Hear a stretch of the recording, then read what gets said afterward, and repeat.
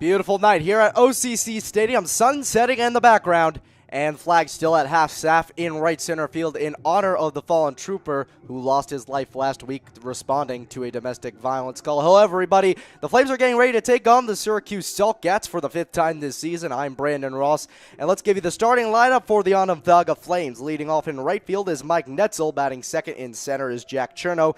Batting third, playing third base is Brian Hart. Batting fourth in left field, Colin Matthews. Batting fifth, playing first base for the first time, Ernie Giraci. Batting sixth, the designated hitter, Trace Peterson. Batting seventh at second base, Mike Ruggiero. And batting eighth, making his first start for the Onondaga Flames, the catcher, Joe Navenchi. And batting ninth, shortstop, Jake Evans out of the University of Binghamton. Starting on the mound against them tonight is Zach Zoder.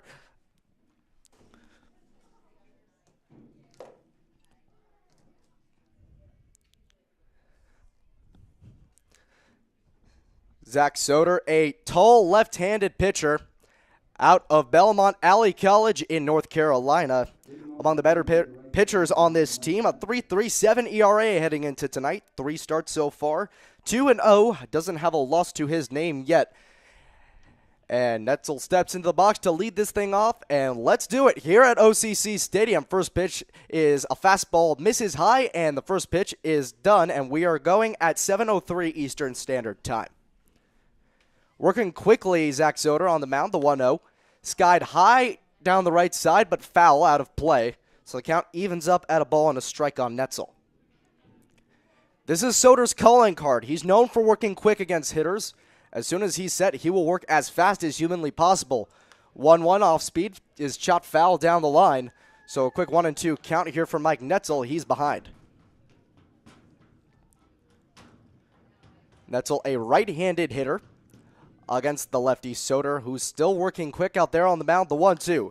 Fastball driven foul behind home plate. So count's going to stay the same at a ball and 2 strikes. Netzel with another at bat, well, with another pitch to work with here. 1-2. Off speed, fouled right back towards the netting behind home plate. So it's going to be a 1-2 count here yet again towards Mike Netzel. Netzel working hard in this at-bat as Jack Chernow awaits patiently on deck. 1-2. Pitch way inside. Netzel has to duck out of the way of that one. And the count's evened up at 2 balls and 2 strikes. Zoder again working quick, the 2-2. Driven into left center field, shallow. Giving chase to that is the left fielder, Sean Lowler, but it will drop in front of him for a base hit. Mike Netzel leads off the ball game with a single, and the Flames have a runner on first with nobody out. Let's give you the defensive alignment for the Syracuse Saltcats from left to right in the outfield. It's Sean Lawler, Adam Holland, and Drew Patterson. Playing first base is Patrick Miner. At second is Xander Ferlenda. At shortstop is Michael Ray. Third base, Christian Nakari. And catching balls and strikes tonight for Zoder is Dylan Nolan. So Chernow getting ready for his first at-bat at tonight's ballgame. A left-handed hitter now as a pickoff attempt over at first is not in time. Netzel able to get back in there safely. One thing about pitchers that are known to work quickly on the mound, sometimes they have trouble controlling their time between when they get set and when they deliver. Mike Netzel fakes a steal and goes back, pitches outside. Might have been a pitch out, unclear from up here, but the count's 1 ball and no strikes. Chernow, one of the better hitters on this Flames team, hitting above 300 entering today. Zoder looks over to first. Netzel has a big lead. A pickoff attempt again over there is not in time. Again, Netzel gets back there safely. Chernow, one of the later rivals from Columbia University, along with his teammate A.J. DiFilippo. 1-0. Fastball misses high, so a hitter's count here for Chernow. It's 2 balls and no strikes. Third baseman Christian Nakari playing very close in, shy of the bag. He's actually on the infield grass with fully on his both feet. 2-0 count, here the pitch. Fastball high and outside, so 3 balls and no strikes. Mike Netzel again fakes the steal, so a real hitter's count here. Jack Chernow may or may not get the green light. We'll see what happens. Netzel, a moderate lead off of first base. Zoder working out of the stretch, looking over. He deals the 3-0. Pitch just catches the outside corner. Chernow watches strike 1 sail by, and it's a 3-1 count. Netzel waiting patiently there over at first base, waiting for his chance to advance. Pitch is good, and it misses outside for ball 4. Mike Netzel still on that pitch, but it doesn't matter anyway. Pitch misses outside, ball 4. So now runners on first and second with nobody out here for the Onondaga Flames, and it'll be Brian Hart to bat third. Brian Hart playing third base tonight. Among the better hitters, hitting close to 300, 297 to be exact. Tied for the team lead in RBIs with 21. He has a runner in scoring position on second base in Mike Netzel. He's taking a big lead over there, and Michael Ray is guarding him closely to the bag. First pitch, a fastball catches the inside corner, counts 0-1. The Bryant University product got a big shout out from his college. He was listed as the best performer of the summer so far of all the Bryant University Bulldogs in various summer leagues. 0-1. Breaking ball misses outside. Counts even at a ball and a strike. Mike Netzel's on second base. Anson to advance. Two big gaps in both left center and down the left field line. Hart known to be able to put it the opposite way. Mike Netzel dives back into second base after the shortstop Ray pounds his glove a couple times, and he retreats. Soder back set, 1-1 count here. The pitch, driven down the left side, diving stop and a catch by the third baseman Christian Nakari. Mike Netzel able to get back to second in time, Cherno back to first in time, but a stellar diving stop by Nakari over at third to record the first out. That's not what would have certainly been at least one run. Unbelievable ability from Nakari to range to his left to make that diving catch. So one away here now in the top of the first inning. The first pitch to the left fielder, Cullen Matthews, is inside, counts 1-0. Matthews is the best hitter on this Flames team. 362 is his batting average. Heading into the season, he hadn't played baseball in close to a year and a half as the 1-0 is grounded on the ground towards third. Step over on the back for one, fires to first, it's wide, and able to grab that one, Patrick Miners. So the out is made at third base. But a fielder's choice doesn't end the inning, and so two away, same position, runners on first and second for Ernie Giraci, who is starting his first game at first base tonight. He's been used mostly as a right fielder so far after arriving very late in the season. He wasn't even on the original rosters for this Flames squad, but he was a late addition, as was Joe Navenchi, who's batting eighth tonight. Soder looks back at second, first pitch, fastball catches the outside corner, and the count's 0-1.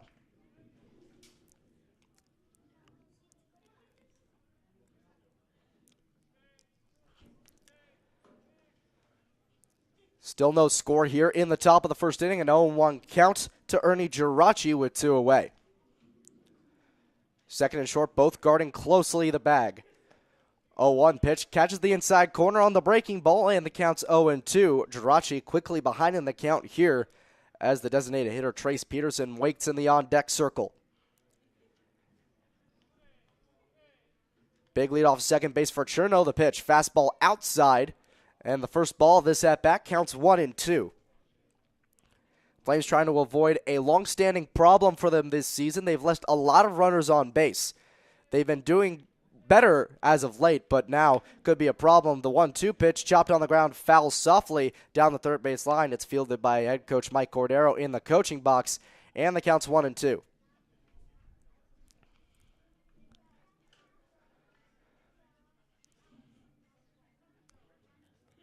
Soder gets set, looks back. Michael Ray getting close to covering the bag. Runner goes.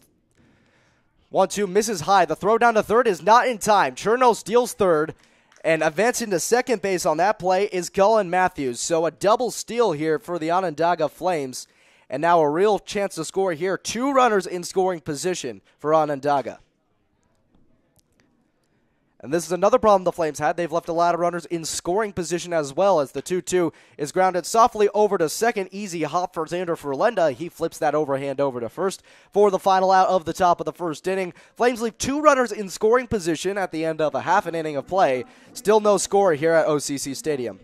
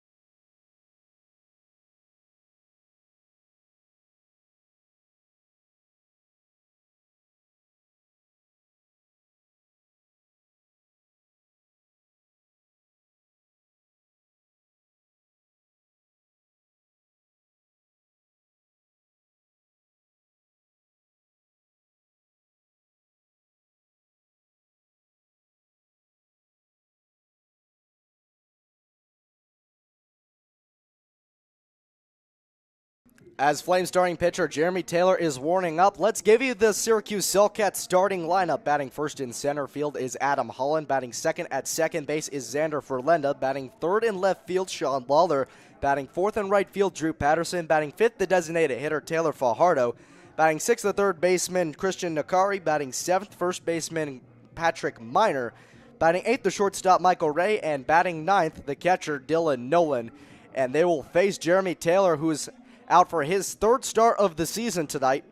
He's one of the better starters on this Flames team, filling in for a couple spot starts, now looking to get a regular role in the rotation with the departure of Gabe Golob.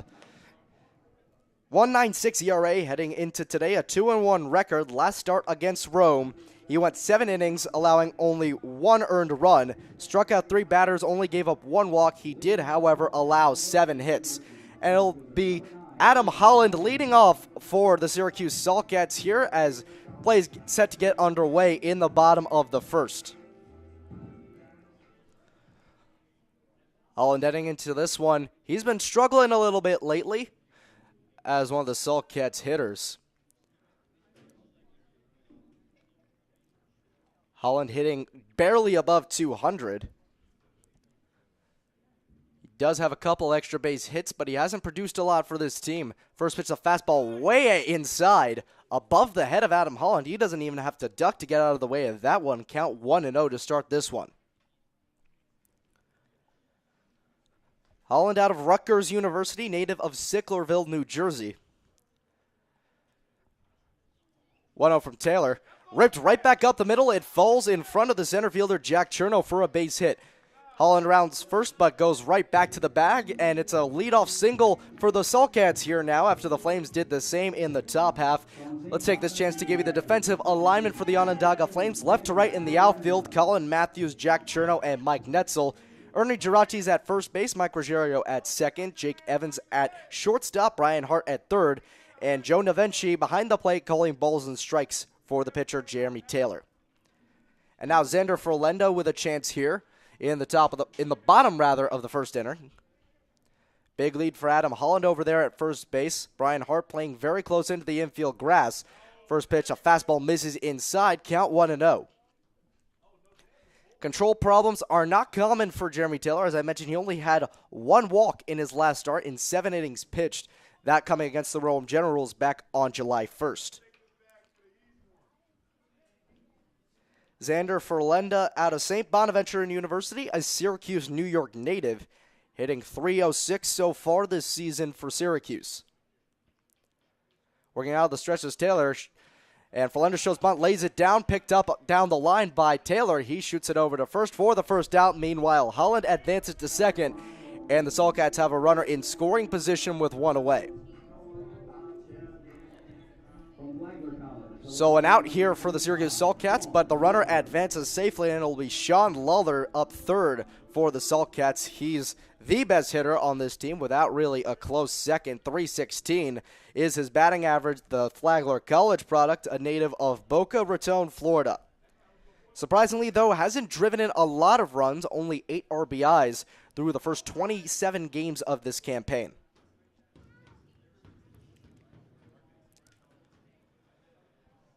Taylor working out of the stretch with Holland behind him at second base.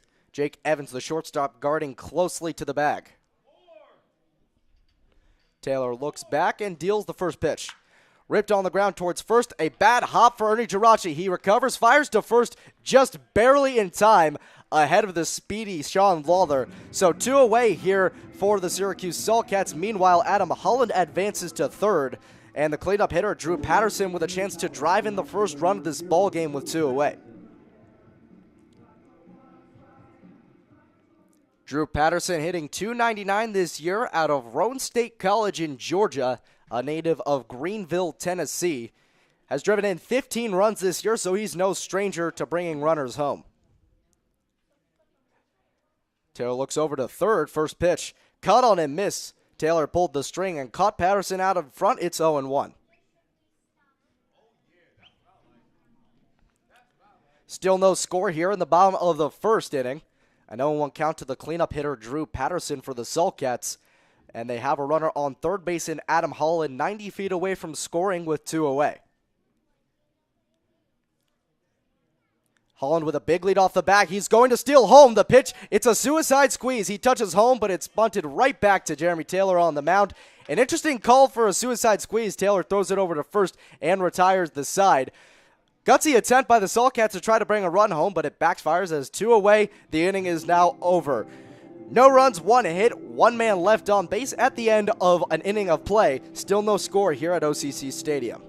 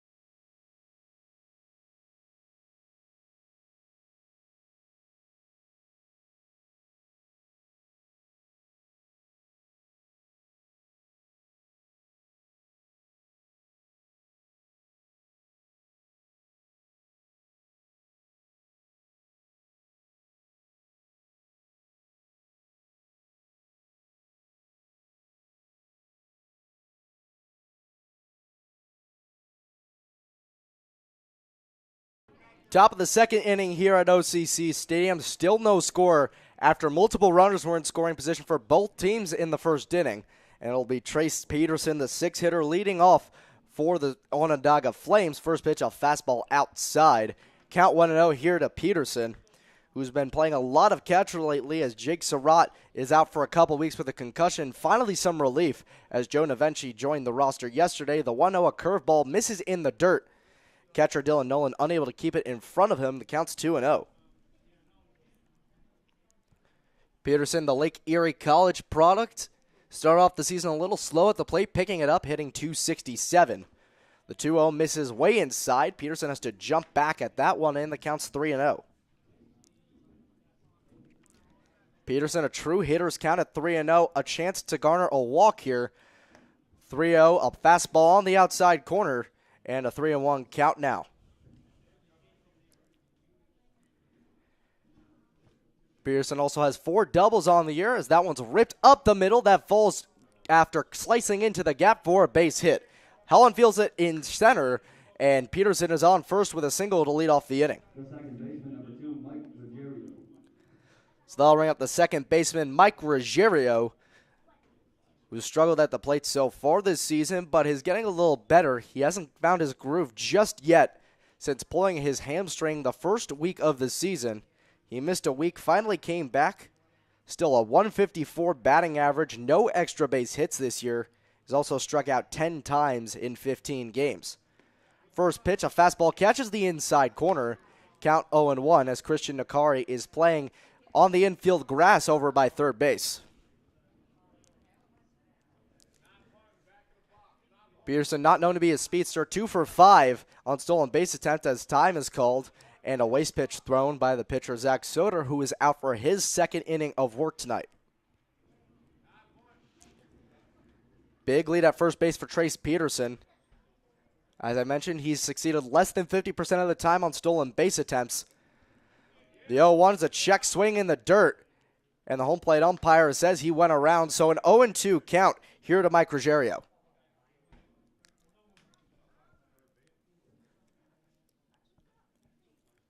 Ruggiero, as I mentioned, a strikeout problem, has struck out in almost every game so far this season. Before the 0-2, a pickoff attempt over at first. Peterson able to get back in standing without much trouble. Soder set on the mound, looks over the pitch. Skied high to the right side, shallow right field.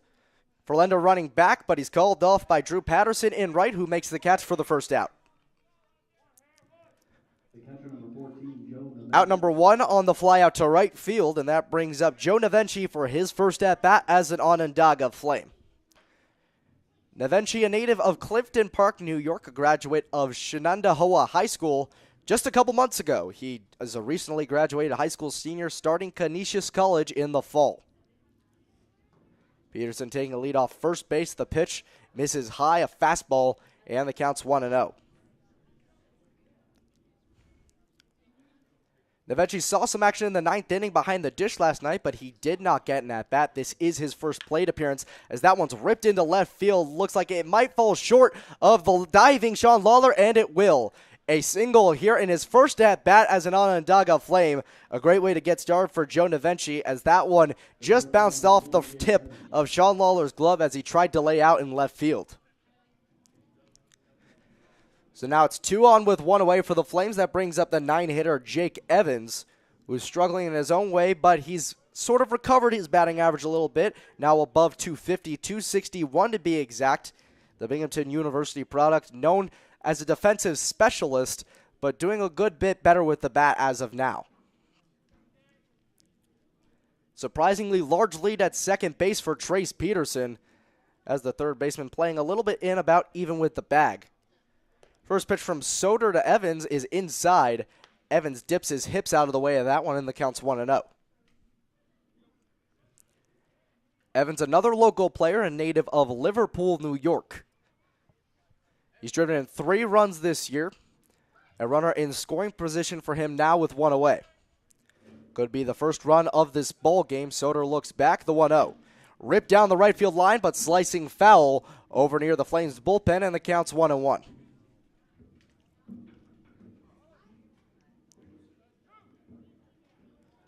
Evans, a right-handed hitter against the big lefty, Zach Soder, who's continuing to work fast on the mound, but not at the same pace as the first inning. He does slow down his tempo just a little bit with runners on. Soder looks back, and a pickoff attempt over at second with no throw. He stepped off the mound, but Peterson retreated quickly, and there was not a throw over to second where Ferlendo was covering. So a 1-1 count still here to Jake Evans. The 1-1 fastball misses outside. So a 2-1 count now to Evans with 2 on and 1 away with still no score in the top of the second.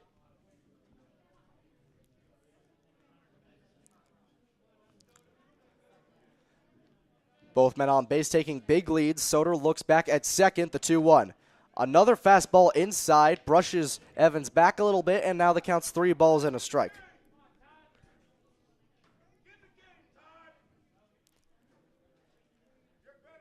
An exceptionally large crowd here tonight for the Saltcats as the 3-1's grounded quickly over to second base. Could be 2, flips over to short for 1, but he loses the ball on the transfer. So going to second, Joe Navenchi is called out.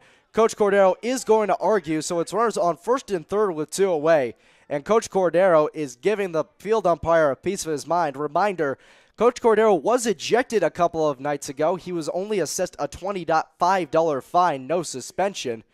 Joe Navenchi not happy with the call, as he thought the ball didn't stay in the glove of Michael Ray long enough for an out to be recorded at the bag. There also may possibly be a debate as to whether he was on the bag when the ball reached his glove. Depending on the results of this call, it's likely going to be first and third, 2 away for Mike Netzel, the leadoff hitter. The other situation would be that it's bases loaded with 1 away for the leadoff hitter, Mike Netzel, who certainly has had no trouble making contact so far this year, himself having a batting average well above 300.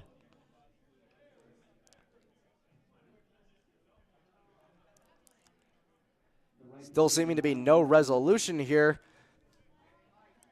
And the situation is finally resolved. He's called out on the fielder's choice, a 4-6 putout. Jake Evans makes it over to first. So now Evans is on first, and Trace Peterson is on third with 2 away. Now back to the top of the order with Mike Netzel. First pitch to Netzel, a fastball misses high and inside, count 1-0. First time up, Mike Netzel singled to lead off the ball game. got stranded at third in the top half of last inning. Big lead for Trace Peterson at third base. Soder looking over at first base quite a bit. And a pickoff attempt over at first, nothing doing. Both runners retreat. Count still 1-0 with 2 away here in the top of the second inning. Runners on first and third with 2 away for Mike Netzel, the leadoff hitter, who has 8 RBIs on the season. 1-0. Off speed, catches the middle of the plate, and so the count evens up at a ball and a strike.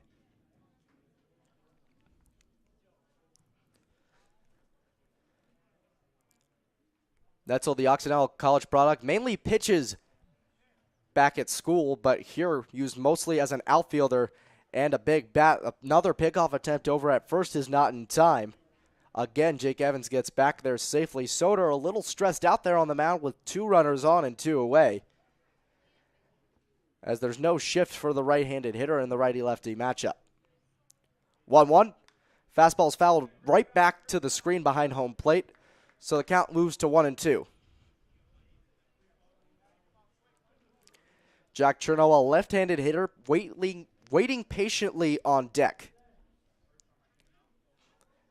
Evans taking a bigger lead over at first base now with 2 strikes.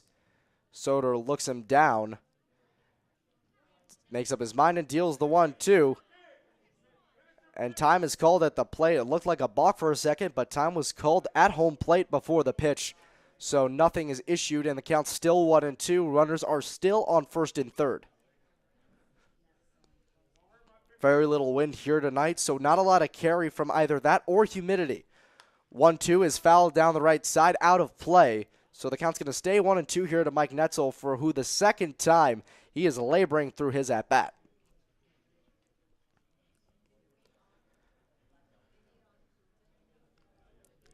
Netzel back in the box now, crowding the plate a little bit. 1-2, Jake Evans moves for second base. Pitches outside, the throw down is way late, and Jake Evans has a stolen base with 2 away. Count moves to 2 balls and 2 strikes on Mike Netzel.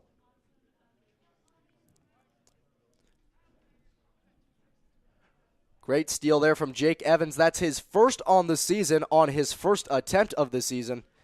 And the 2-2 to Netzel is cut on and missed. Soder pulled the string on him, and Netzel got caught out in front. That'll retire the side. No runs on 2 hits. 2 men left on base, both in scoring position for the second time tonight at the end of 1.5. Still no score here at OCC Stadium.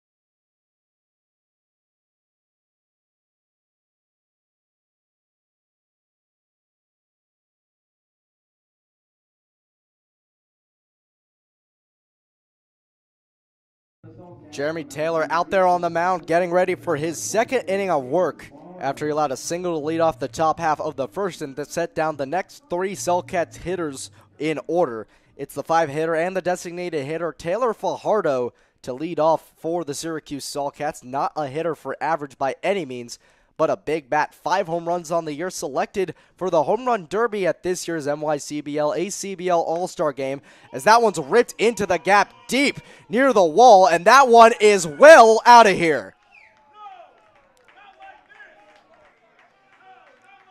Sixth home run of the year for Taylor Fajardo. Gets the Saltcats on the board first here against the Onondaga Flames. That shot got out of here on a rope. First pitch, no doubt about it. Right fielder Mike Netzel just watched that one sail into the batting cage outside the right center field wall, and it'll be Christian Nakari up after Taylor Fajardo leads off the second with a home run. That's the first home run allowed by Jeremy Taylor this year. And Nakari with the chance to follow up and pad on to the lead. Taylor Fajardo just provided the Saltcat. He bunts it right back in the air at Jeremy Taylor. He runs off the mound and makes the catch for the first out. Not the optimal bunt attempt. The goal is to put the ball on the ground. Instead, he pops it in the air right back to the pitcher's mound for out number one. And it's Patrick Miner, the 7-hitter, up for the Syracuse Saltcats. Miner, a big hitter, but not a consistent hitter for this Saltcats team, as the first pitch to him is a breaking ball low and away, and the count's 1-0.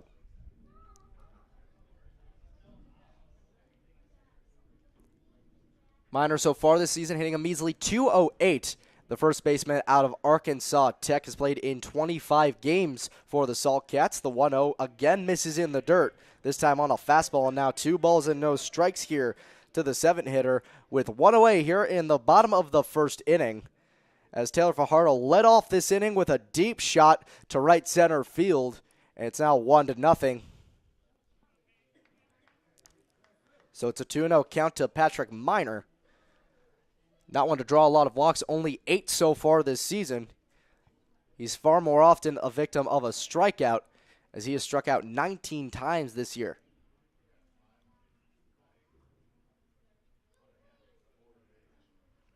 Time is called as the third base coach conferences with the home plate umpire, but that's all settled now.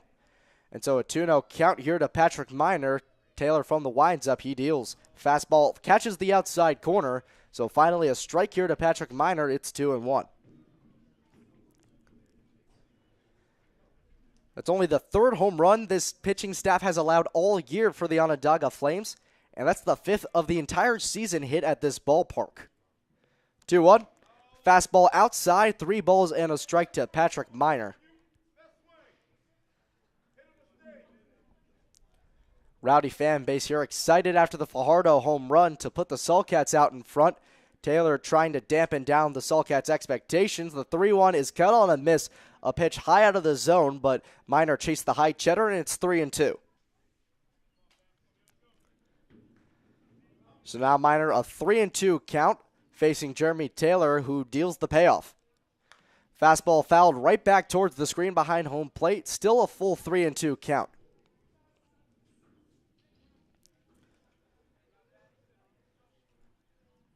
Fans still excited about that Taylor Fajardo home run. Got out of here on a rocket out to right center. Oppo taco for Taylor Fajardo. That was his 6th of the year. Full pitch payoff. Cut on and missed. Taylor pulled the string, and Patrick Miner got caught out in front. It's now 2 away here in the second inning, and Taylor might be able to escape this one without any additional damage.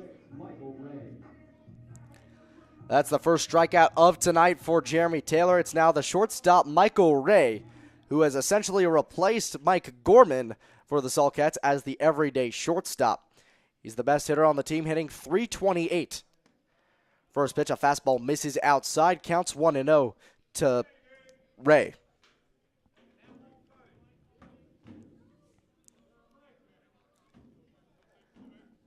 Ray's first at bat tonight with 2 away, bases empty, a 1-0 lead for the Saltcats.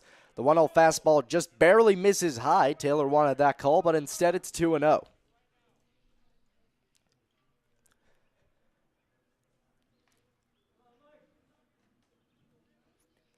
Two-0 count here to Ray. The pitch. Fastball catches the outside corner, so the first strike of this at bat to Michael Ray from the hand of Jeremy Taylor. It's 2-1.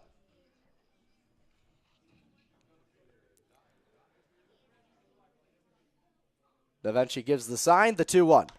Ripped down the right field line, but slicing well foul over to the fence in foul territory. So the count evens up at 2 balls and 2 strikes with 2 away in the bottom of inning number 2.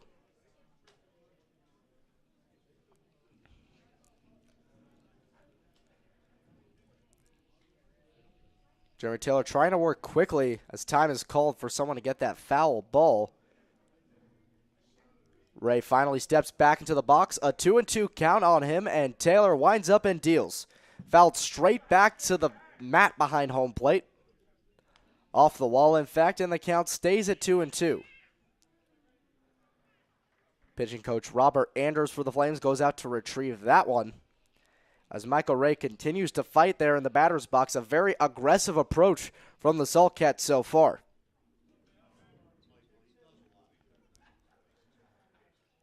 Two-two from Taylor.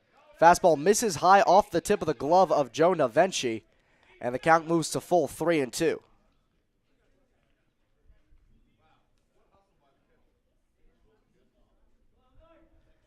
Waiting on deck for the Syracuse Saltcats is the 9-hitter Dylan Nolan.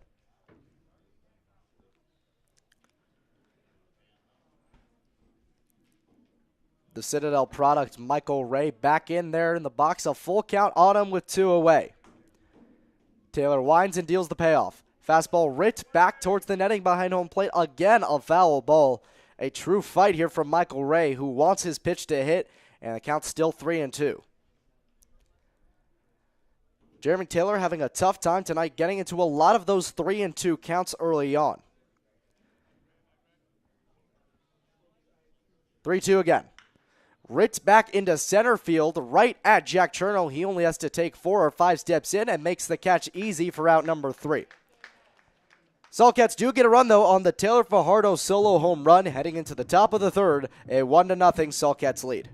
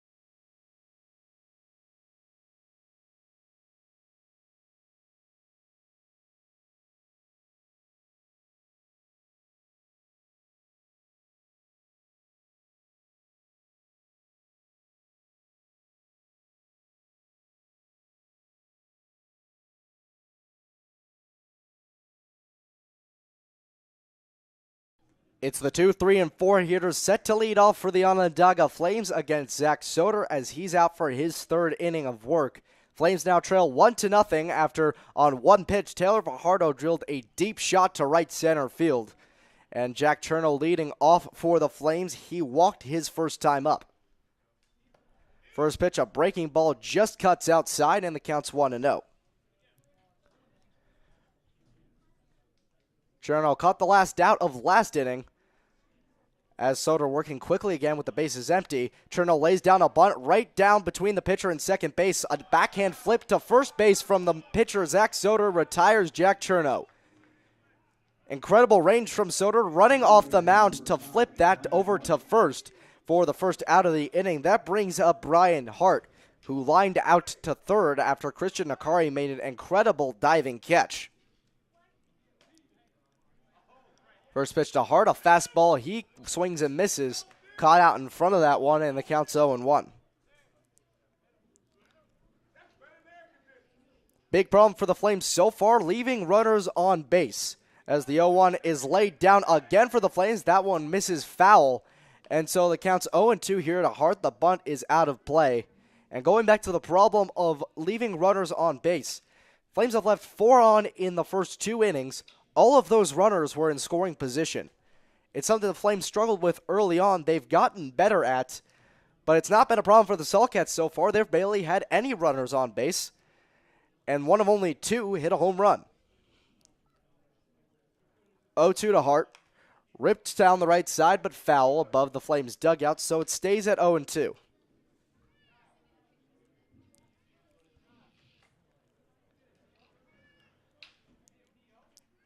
Hart, the right-handed hitter against the lefty. Soder faces the 0-2. Fastball chopped easy on the ground towards third. Easy hop for Christian Nakari. He shoots it over to the first for the second out of the inning. And 1-2 quickly go the first two batters of the Flames in the top of the third inning. And that brings up the cleanup hitter, Kellen Matthews, who reached on a fielder's choice his first time up, stole second base, and got stranded out of after Ernie Geraci grounded out to second to end the inning.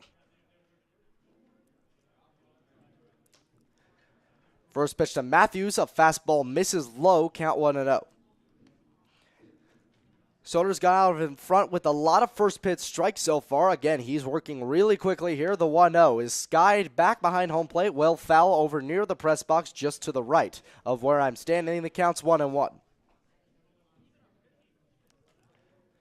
Soder again quickly from the backside of the mound. 1-1 chopped slowly and easy over to second base. Verlenda flips that over to first quickly for the final out of the inning. Flames go down 1-2-3 in the top of the third. Heading into the bottom of the third inning, Saltcats still lead 1-0.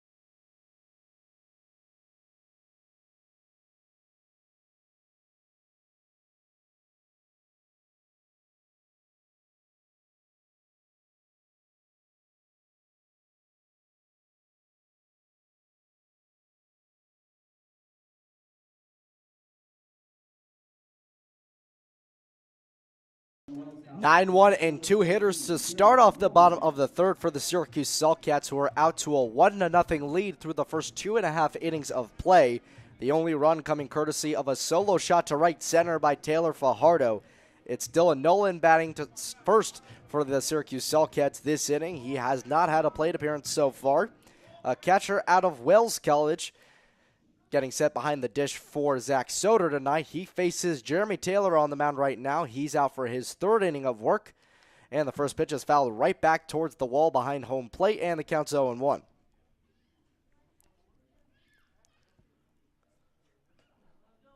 Nolan catches for a lot of teammates, as there are numerous Wells College pitchers on the Syracuse Saltcats roster. Jeremy Taylor working quickly there on the mound. Not as quick as Soder. The 0-1 fastball finds the zone, and the count's 0-2.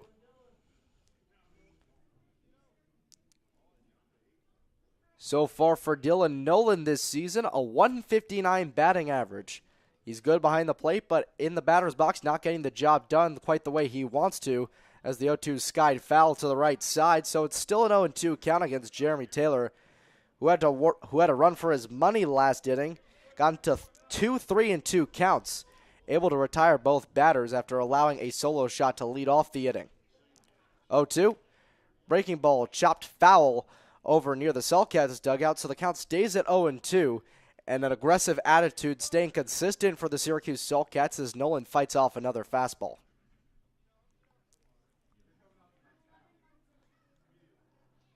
Taylor steps off real quick. Nolan trying to get things going again for the Sulcats as they have a 1-0 lead with no one out in the bottom of the third. No one on an 0-2 count. 0-2 misses inside, gets away from Joe Navenci, and the count moves to 1 ball and 2 strikes.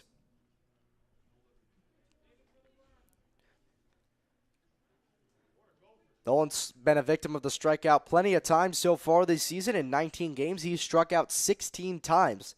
Facing a strikeout here on a 1-2 count, Taylor deals. It's fouled again, right back into the glove of Joe Navenci. That one hit him hard, and he's taking a couple steps. That one might have gotten him on the catcher's mask. Pitching coach Robert Andrews going out to talk to him. He seems like he's okay. But a quick convo between the pitching coach and the catcher for the Onondaga Flames as the home plate umpire is conversing with Jeremy Taylor about something, possibly checking his glove for pine tar. That seems to be what the case was, as the Sulcats coach was out making a complaint, but is unfounded as Taylor will go back to the mound facing a 1-2 count against Dylan Nolan with no one away. Pine tar is not something you see often complained about in college leagues because it just simply doesn't happen too much. That's the first complaint I've seen about pine tar on a glove. 1-2 fastballs ripped over on the ground towards short. Jake Evans fires it over to first and retires the first out of the inning for Syracuse, and that brings up the top of the order and the first hitter, Adam Holland, who's number 9. He got a single his first time up, got stranded at third.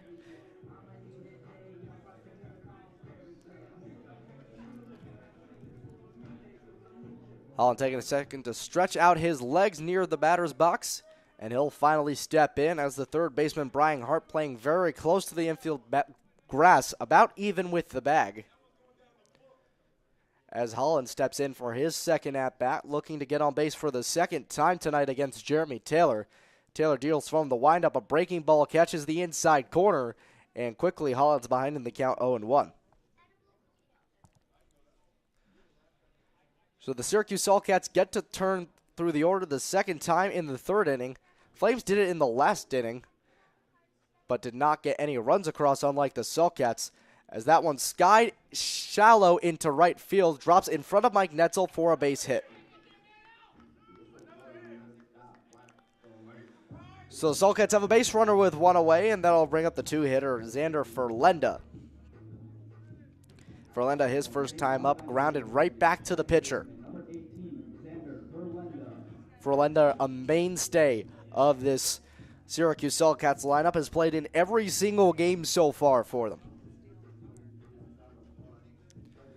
Almost all of them manning at second base, occasionally moving to shortstop in emergency situations.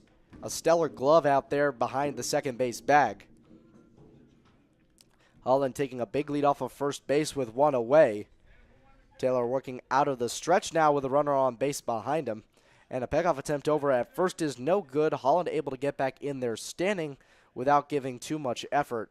And Ferlenda gets back out of the batter's box, takes sign from the third base coach.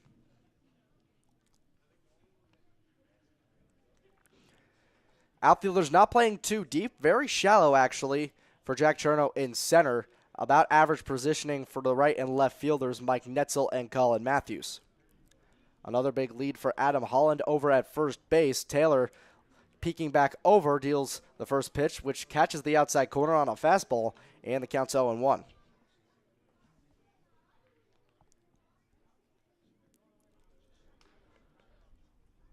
Ferlenda getting more signs here. The situation may have changed with an 0-1 count.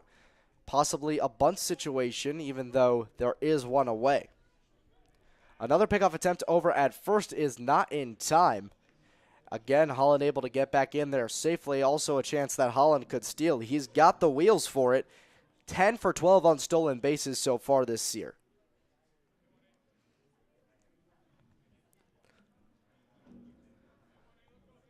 Holland baby steps off of first base. Another pickoff move from Jeremy Taylor, the third in a row.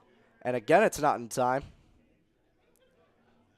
Taylor worried about Holland over at first base with one away.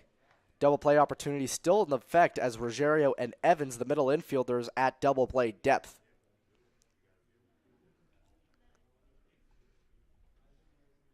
Taylor finally gets set, waits a few seconds Verlinda showing bunt. Pulls back, runner goes. The throw down to second is over the head of a leaping Jake Evans. Holland gets in there safely. He does not advance to third as Jack Cherno is there to cover the tracks. But another advancement, not sure if that goes down as a stolen base. The throw was wild. Counts still 1-1 here against Xander Verlinda. But now a runner in scoring position for the Syracuse Saltcats. And the home plate umpire going out to talk to Jeremy Taylor one more time. Not sure what this is about.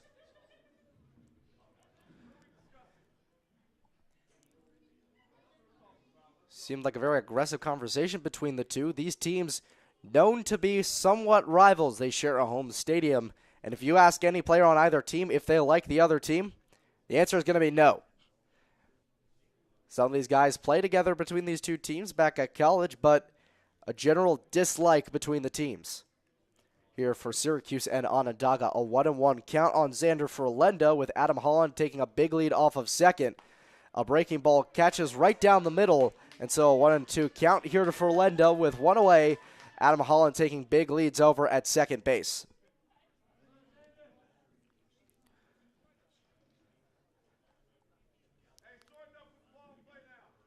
Mike Ruggiero covering second base closely as Holland continues to grow his lead off the bag. Taylor not looking back, taking one more peek before dishing the throw, and he steps off the bag, and Holland retreats back to second. Verlinda still waiting on the 1-2 pitch with one away and a runner on second. Saltcats looking to extend their 1-0 lead in the bottom of the third. So far, play has gone quickly. We're less than an hour in to this one, and another step off from Jeremy Taylor as the Saltcats faithful very upset with the time. Jeremy Taylor is waiting to throw the 1-2 pitch.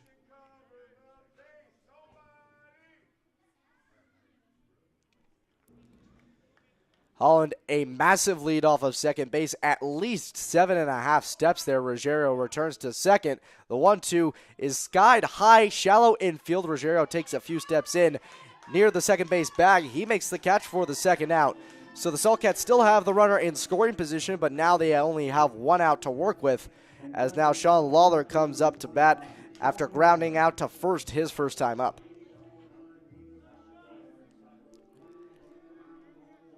You may hear a lot of fans getting really rowdy here. A lot of fans are excited, but especially rowdy is the three-man crew that always seems to be here for Adam Holland. Very excited about him being in second base, only 180 feet away from scoring, known for his wheels. A left-handed hitter in Lawler against the righty Taylor. First pitch fastball misses, actually catches the inside corner. It was a late call from the home plate umpire, and the count's 0-1.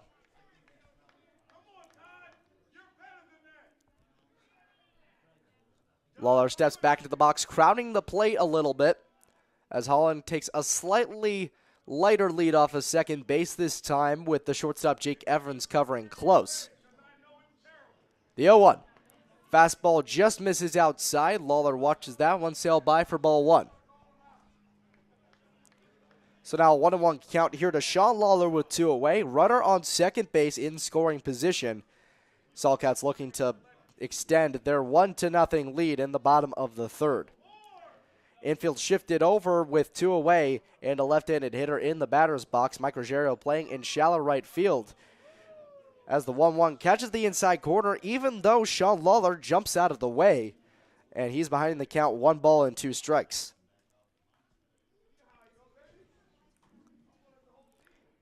Outfield shifted a little as well. The left field line is wide open.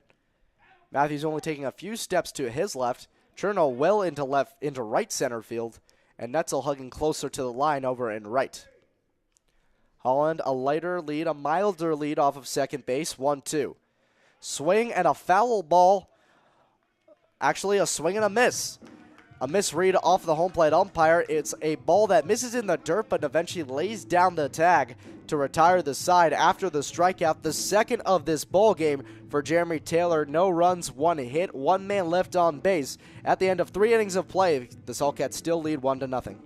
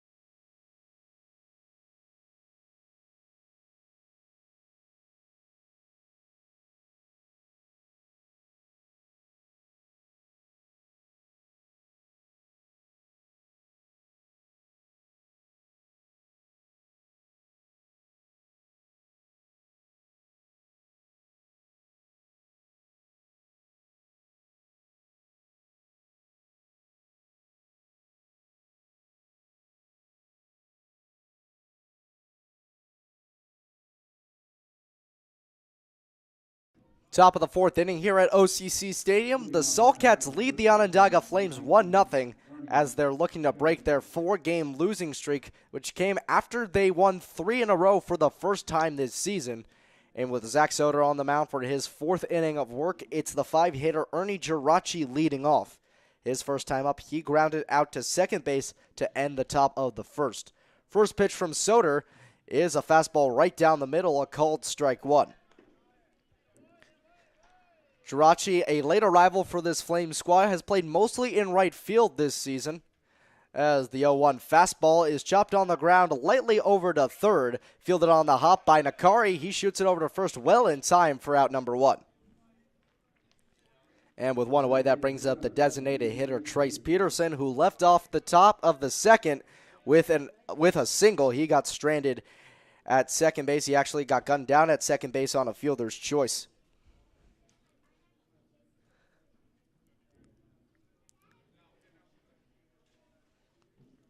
First pitch to Peterson, a fastball misses inside, count 1-0. As Peterson finally getting a rest from sitting behind the plate for a few games. As the 1-0 is cut on and missed, he got in front of the curveball, and the count evens up at a ball and a strike. Peterson had to take a few rotations from Jake Surratt, the other catcher on this Flames squad. The Flames initially signed 3, but only managed to get 2 to arrive, as the 1-1 is a fastball ripped down the left field line foul, and so the count moves to 1-2. It was originally Trace Peterson, Jake Surratt, and Matt Parkinson out of Herkimer Community College. However, Parkinson got hurt and never arrived. 1-2 fastball is cut on and missed. A drop third strike by the catcher Nolan, but he'll shoot it over to first in time for the second out. A drop third strike and a 2-3 putout for the second out of the inning. The second strikeout of the day for Zach Soder on the mound. And that brings up the 7-hitter and second baseman Mike Ruggiero, who flew out to right his first time up. Ruggiero looking to get back in the groove, hitting only around 150 this season. And the first pitch from the lefty Soder to the righty Ruggiero is a fastball called strike on the outside corner. And he's behind in the count 0-1.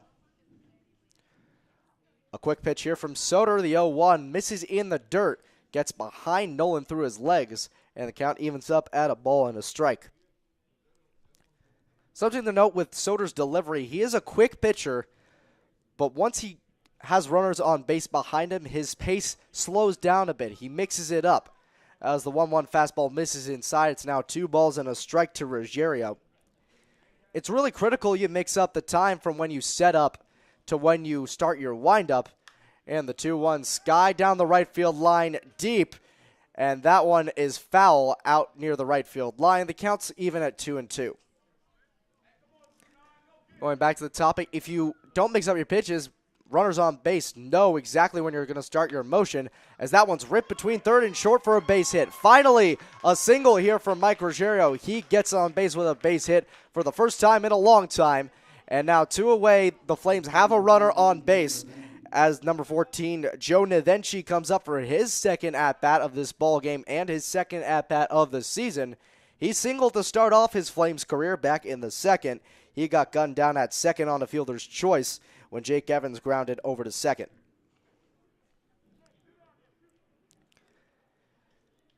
Eventually taking his licks behind home plate after Trace Peterson had to man the position longer than usual, as Jake Surratt had a concussion and Peterson for a long time was the only catcher on the roster. First pitch is a breaking ball, cut on and missed. Eventually way out in front of that one. Just a recently graduated high school senior, still getting adjusted to college level pitching. Naveji himself a Division I commit going against a D3 pitcher in Soder. The 0-1 fastball misses high. The count evens up at a ball and a strike. It's Mike Ruggiero leading off of first base. He has 2 stolen bases on the year. Will give the Flames a runner in scoring position if he successfully stole. The 1-1, a fastball misses inside. Now 2 balls and a strike to Navenchi. Navenchi bound for Canisius in the fall. Also had a brother who preceded him there, John Navenchi. He graduated last year. 2-1. Grounder softly over to short. He flips over to second base, and that retires the side on the fielder's choice. The Flames don't go down 1-2-3, but it's an easy inning in the field for the Saltcats. Heading into the bottom four, the Saltcats still lead the Flames 1-0 here at OCC Stadium.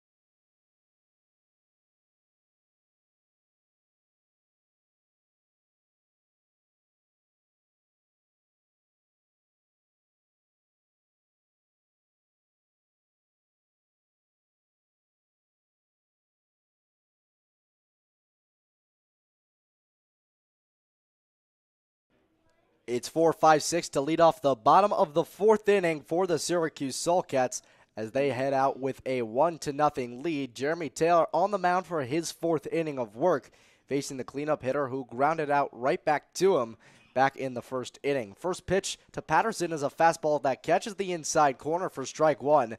Patterson seems baffled as he had to duck out of the way of that one. Taylor so far has allowed 3 hits and an earned run, courtesy of a solo shot to right center field by Taylor Fajardo.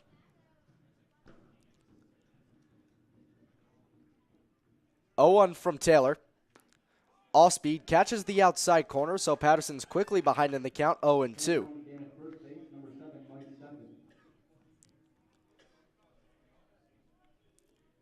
Patterson, a power threat playing right field tonight, mans that position well for Syracuse. Has a couple diving catches recorded against the Flames as the 0-2 misses outside. Count goes to 1 ball and 2 strikes on Patterson. Taylor speeding up his approach a little bit, trying to get pitches behind the batters quicker as DeVecchi sets up inside, and Taylor deals the 1-2. It's chopped on the ground towards third. Running into that one is Brian Hart and gets in there for the out. Stellar running throw by Brian Hart beats out the running Drew Patterson as a defensive replacement is made. Ernie Geraci no longer at first base. Mike Stefan now in there at first for the Flames. It's now the 5-hitter Taylor Fajardo, who last time up hit that solo shot to score the only run of the game so far.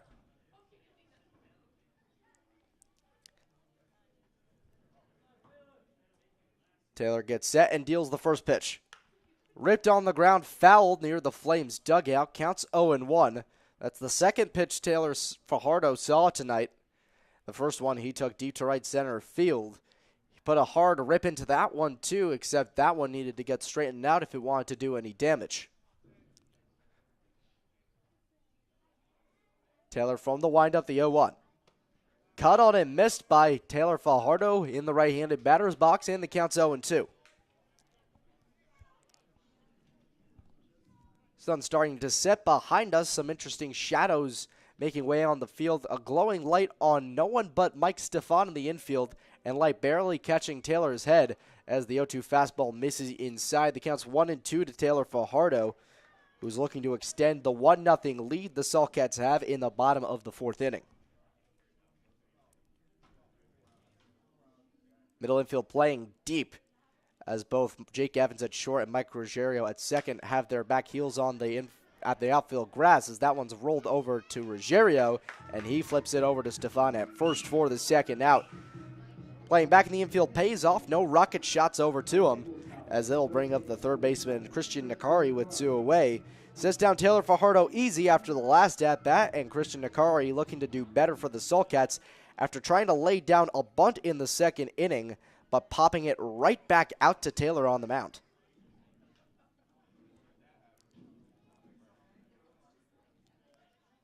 Taylor with 2 away, working out of the windup. He deals the first pitch, curveball, misses high, and the count is 1-0. Something this Onondaga Flames coaching staff stretches to its pitchers is to have confidence in every single pitch. And the 1-0 fastball is cut on and missed. Nakari got in front of that one, and the count evens up at a ball on the strike. In regards to having confidence in all the pitches, it seems as if Taylor's more confident in his curveball right now than the rest of his pitches. However, he's still throwing a lot of every single one, as the 1-1 fastball catches the outside corner without a swing from Nakari, and Nakari behind in the count, 1-2 strikes.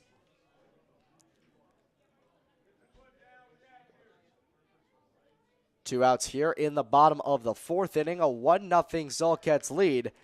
And the 1-2 pitch is chopped foul lightly down the third base line, and the count stays at 1-2 strikes. The 7-hitter Patrick Miner, a right-handed hitter, similar to Christian Nakari, waiting on deck in the on-deck circle. Taylor from the windup, the 1-2. Fastball check swinged right back over to first. Stefan steps to his right, flips it to Taylor back on the bag, and he retires the side. For the first time tonight, the Saltcats go down 1-2-3 heading into the 5th inning. The Flames trail the Saltcats 1-0 at OCC Stadium.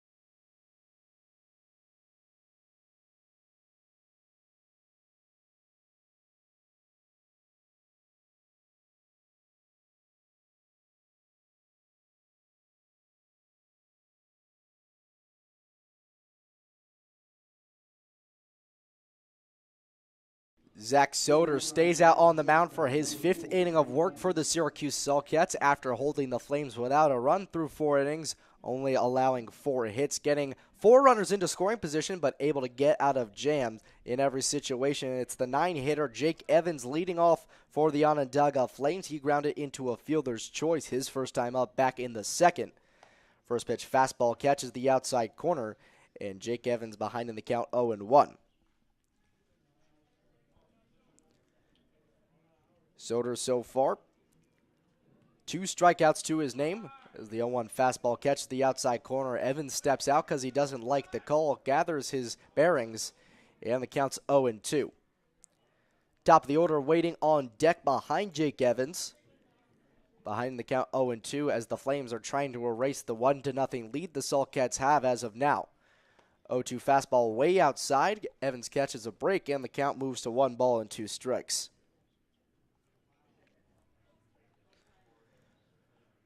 Soder again working quickly on the mound. 1-2 fastball. Catches the inside corner for strike 3. Evans ducked his hips out of the way of that one. Shows with his foot where he thought that pitch was, and there's one away. And this home plate umpire has been very friendly to that inside corner to right-handed hitters, calling that pitch a lot of the time for both sides. And it's Mike Netzel up after Jake Evans strikes out and becomes the third K victim for Zach Soder. First pitch, a fastball that cuts onto the outside corner for strike 1. Netzel behind in the count 0-1. Again, Soder working quick 0-1. Cut on and missed by Netzel, and Netzel quickly in an 0-2 hole. Netzel 1 for 2 tonight. A single back in the first, and the first strikeout victim to Zach Soder back in the second inning. 0-2 fastball misses low and in the dirt. And the count moves to 1-2 strikes on Netzel. He lives to see another pitch. Netzel again a surprise at the plate. Known to be a good hitter, but came in primarily to be a pitcher. As that one's ripped into the left center field gap. That one gets through for a base hit, runs close to the wall in front of the warning track. Netzel runs around first, dives in for second base, and he gets in there in time with a double to lead off the inning. But he cuts in there with a double. A runner in scoring position for the first time in a couple innings for the Onondaga Flames. It's Jack Cherno up with a chance to drive in the run here. He's 0 for 1 so far tonight. Reached on a walk in his first plate appearance and grounded out to the pitcher back in the third.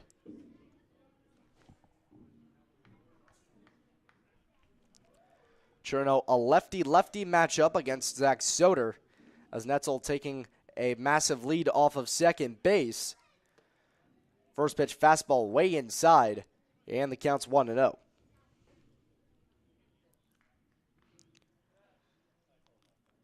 To Cherno's credit, he slumped a little bit as of late, but he's still keeping that batting average well up. He had 3 hits on Monday against the Sherrill Silversmiths, and his batting average is still at .315 heading into today. He gets out in front of that breaking ball on the 1-0 pitch, and the count evens up at a ball and a strike. Mike Netzel, a good base runner there on second base, unsure if he's likely a threat to steal second to third.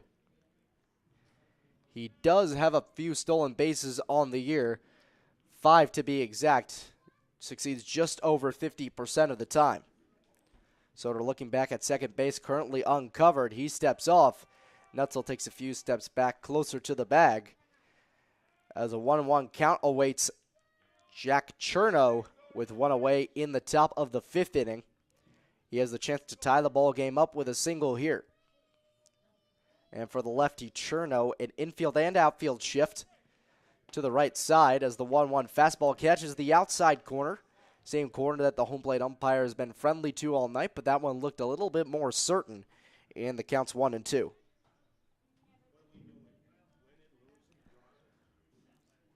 Both middle infielders covering second base very closely. Wide gaps in the infield. 1-2. Fastball misses high, so the count evens up at 2-2 strikes. An interesting approach from the Saltcats middle infield, both guarding closely to the bag and both just running with massive haste back to their positions before the pitch reaches Cherno at the plate. Very much counting on Cherno not hitting it into those gaps in the infield. And a pickoff attempt over at second is no good. Netzel gets back in there ahead of a tag. And the count stays at 2-2 on Jack Cherno. A chance to drive in the first run of the game for the Flames, that they've left 4 runners in scoring position so far today. Soder looks back, the 2-2.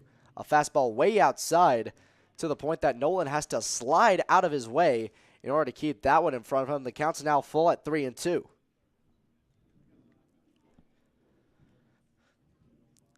So Cherno now working with a full count here in the top of the 5th inning. Down by 1, runner in scoring position on second. The payoff pitch misses inside for ball 4. Jack Cherno reaches base on a walk for the second time tonight. And now there are 2 on with 1 away for Brian Hart, who hasn't reached base yet today, a ground out to third and a line out to third. The first inning line out to third being a diving grab by Christian Nakari.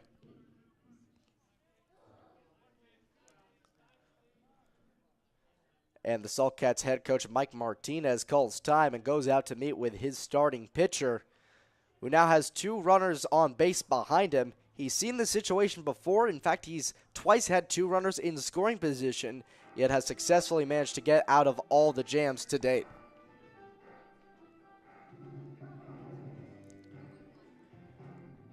Cherno and Netzel, the base runners, conferencing with head coach Mike Cordero, who's acting as third base coach as always. Also in on the conversation is Brian Hart, who is at bat. On deck after Brian Hart is Colin Matthews. A little bit of action in the Flames bullpen. Unclear who, if anyone, is warming up, but plenty of pitchers up and moving around there. It looks like action might be getting started in the Saltcats bullpen as well. Unclear who is getting warmed up out there. We'll let you know as soon as I can tell. So Cherno goes back to first base and Netzel goes back to second, and the home plate umpire goes towards the mound to finally end the mound conference after the assured time limit. And Brian Hart's awaiting his chance to step into the box and possibly drive in the tying run.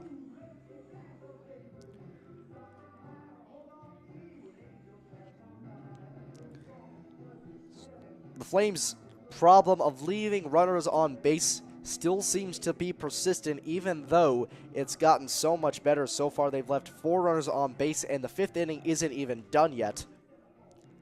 The trend has been that the Flames don't succeed if they leave more than 8 or even 10 runners on base. They've only won once when leaving 10 or more on base. Leaving 8 or more, they've only won 3. First pitch to Brian Hart, a fastball called a strike on the outside corner, and Hart behind in the count 0-1. Hart with 1 away, a double play opportunity available to the Saltcats as Soder steps off the bag, and both runners forced to retreat back to their bases. Those base runners, Mike Netzel on second base, Jack Cherno on first. As again, Zach Soder steps off. The righty Hart crowding the plate in the batter's box. Middle infield playing close. The 0-1 fastball catches the lower third of the plate, and Hart's quickly behind in the count 0-2. And Zach Soder on the mound has some junk pitches to work with. However, he's tended to cut the corners here and be a Rembrandt and paint the corners all night.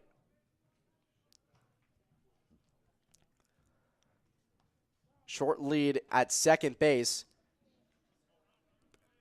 as Brian Hart calls time at home plate. The Saltcats still lead 1-0 in the top of the 5th inning. Flames with 2 runners on, a chance to tie or even take the lead here. 0-2 to Hart. Cut on and missed.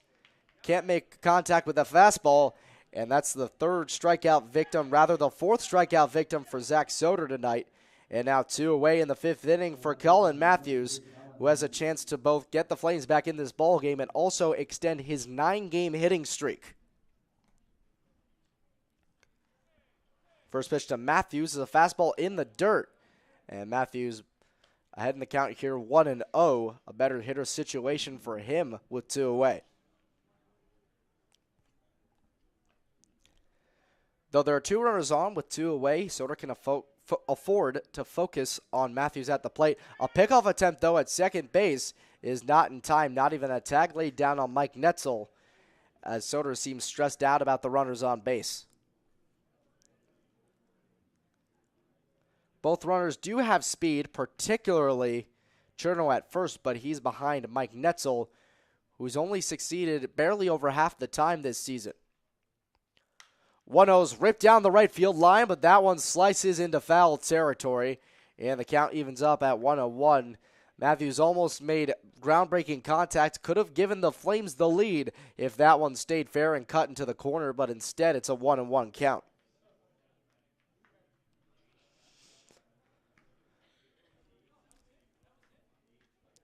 Left center field gap and left field near the line are both wide open. 1-1 fastball catches the inside corner, and Matthews behind in the count 1-2.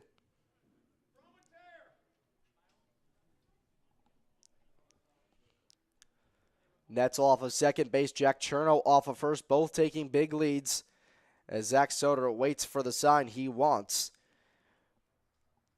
Gets the sign from Nolan, looks back at second base. Soder deals the 1-2. Fastball in the dirt. Nolan able to keep it in front of him, so the count moves to 2 balls and 2 strikes.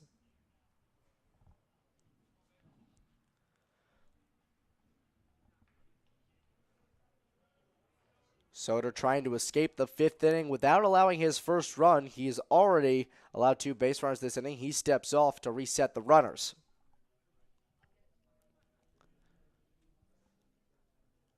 Counts 2-2 on Cullen Matthews. 2-2 away. The pitch skied high behind home plate. Nolan watches that one sail foul over in the fan section, and the count stays at 2-2.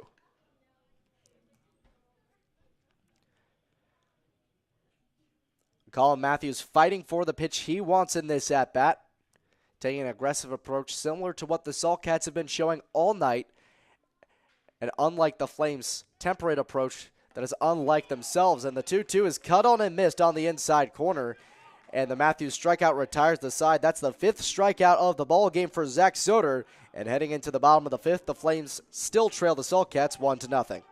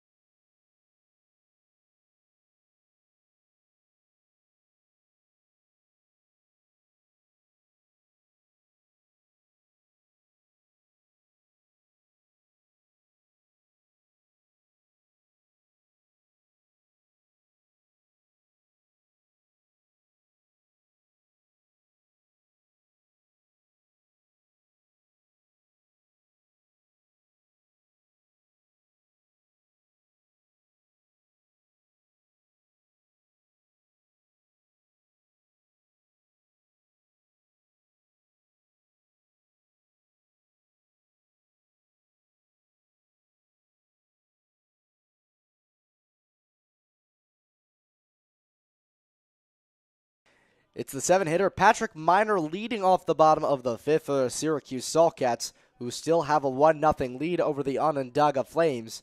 And he'll face Jeremy Taylor, who's out for his 5th inning of work. First pitch to Miner, a fastball misses high, and the count's 1-0. Taylor so far has allowed 1 run on 3 hits. The Saltcats have left 2 runners on base. The only run allowed so far courtesy of a Taylor Fajardo solar shot back in the 2nd. 1-0. Fouled right back off the mask of Joe Navenchi behind the plate. He seems to be okay. That's the 2nd time it's happened so far tonight.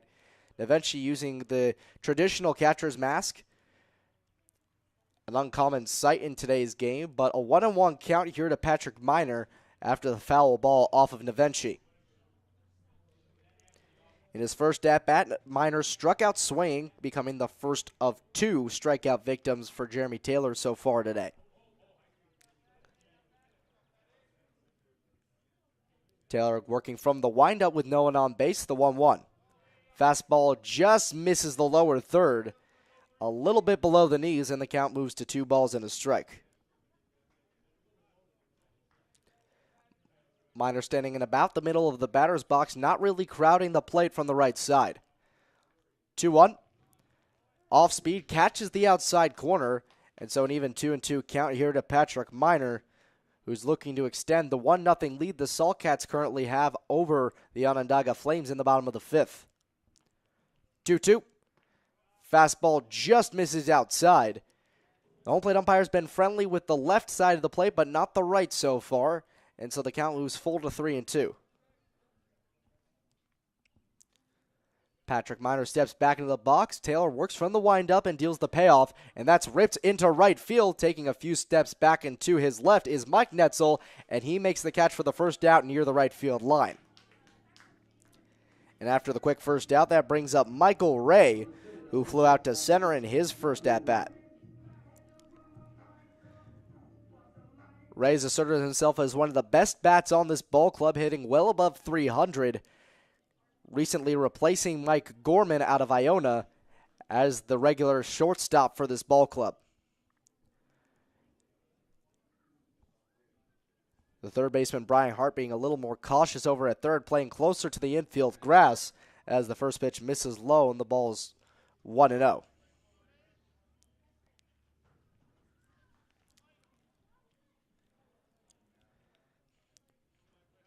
Michael Ray doing a great job at shortstop tonight. A couple of nice defensive grabs over there as the first pitch, on the 1-0 pitch, it misses outside, and the count moves to 2 balls and no strikes.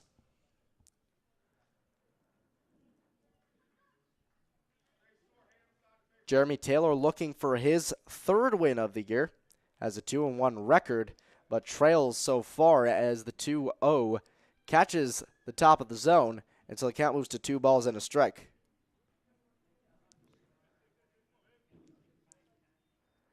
A 2-1 count here to Michael Ray, and Taylor works and deals the 2-1. Fastball catches the inside corner, so after being behind 2-0 in the count, Taylor works his way back into the at-bat. It's 2-2.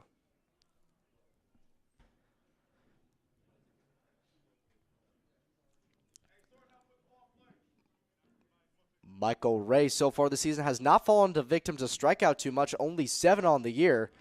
As the 2-2 pitch misses inside for ball 3, it's another full count here for Jeremy Taylor. It's the 4th time he's faced such a count so far today. So far, he has not surrendered a walk off a full count yet. In fact, he doesn't have any walks to his name so far today.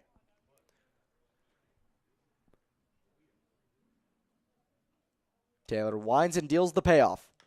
Fastball chopped foul off the foot of Michael Ray. He'll walk that one off as the count's going to stay full at 3-2, and Ray gets prepared to see the 8th pitch at this at-bat from Jerry Taylor.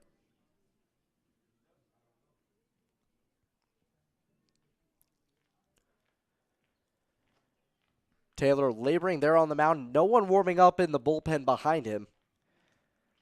His pitch count has stayed low, and the 3-2 fastball is lined right back up the middle, and it falls just outside the infield dirt for the base hit. So a 1-out single here for the Syracuse Saltcats gives them a base runner, and now the 9-hitter Dylan Nolan with a chance to make some damage. First time up, Dylan Nolan grounded out to shortstop, and Michael Ray at first base. So far 2 for 4 on the season in stolen base attempts. As the sun's finally setting over in left field, it's a nice purple haze around the horizon. Mixes in well with the light blue sky. Late here, 8:30 in the summertime, it starts to get a little lighter here in Syracuse after being one of the darkest places on earth for most of the year. First pitch breaking ball catches the lower third of the zone, and the count's 0-1 to Dylan Nolan.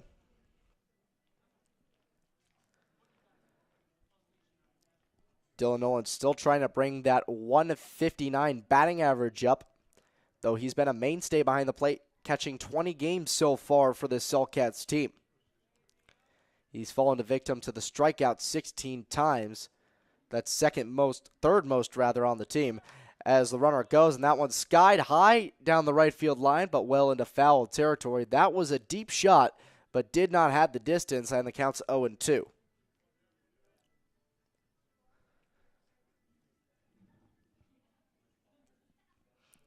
Michael Ray is forced to retreat back to first base after he went on that pitch, but the foul ball forces him back. Counts 0-2 here to Dylan Nolan with one away as the Saltcats trying to preserve or extend their 1-0 lead. Jeremy Taylor working out of the stretch, takes a peek back at first base. He deals, runner goes. It's skied behind home plate, but again goes out of play. Foul. Michael Ray for the second time tries to steal second, but forced to retreat on the foul ball.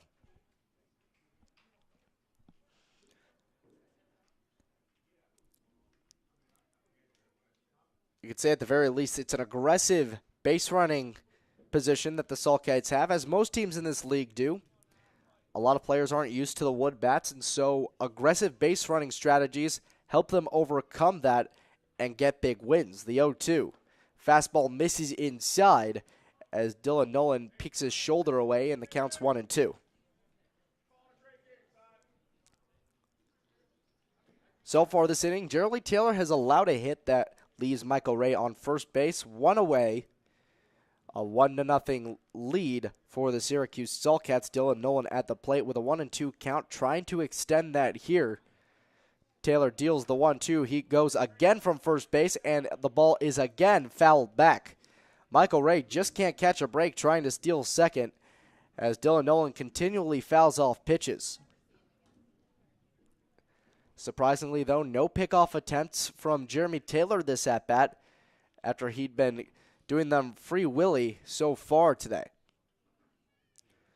First baseman Mike Stefan goes over to talk with Taylor, possibly about some pickoff moves over to first to try to keep Michael Ray close. Nolan steps back into the batter's box, a 1-2 count with one away. Taylor operating out of the stretch, middle infield in double play depth, anticipating another possible steal. A pickoff attempt finally from Jeremy Taylor is not in time as Michael Ray gets back in there standing, but that might just do something to keep Michael Ray a little closer to the bag, knowing that Jeremy Taylor is awaiting the chance to possibly pick him off.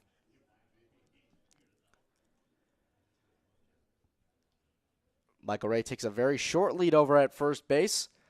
1-2. He doesn't go this time, but that pitch misses high, and the count's 2-2 strikes.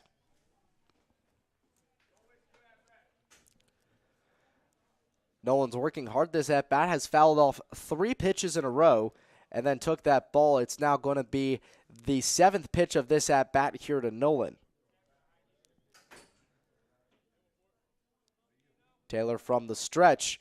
Another pickoff attempt over at first base, this one also unsuccessful, but another chance to keep Michael Ray in check over at first base after 3 straight stolen base attempts got thwarted by Dylan Nolan foul balls. Joe DaVinci sets up on the inside of the plate, behind the plate. The 2-2 pitch misses inside. Home plate umpire has been very friendly to that corner of the plate tonight, but instead he calls that one a ball, and the count's full at 3-2. It's the 5th full count for Jeremy Taylor on the mound, and the 3rd in a row. He's been successful on the mound 3 out of 4 times, working 2 flyouts, a strikeout, and then to the runner on first, Michael Ray, a single.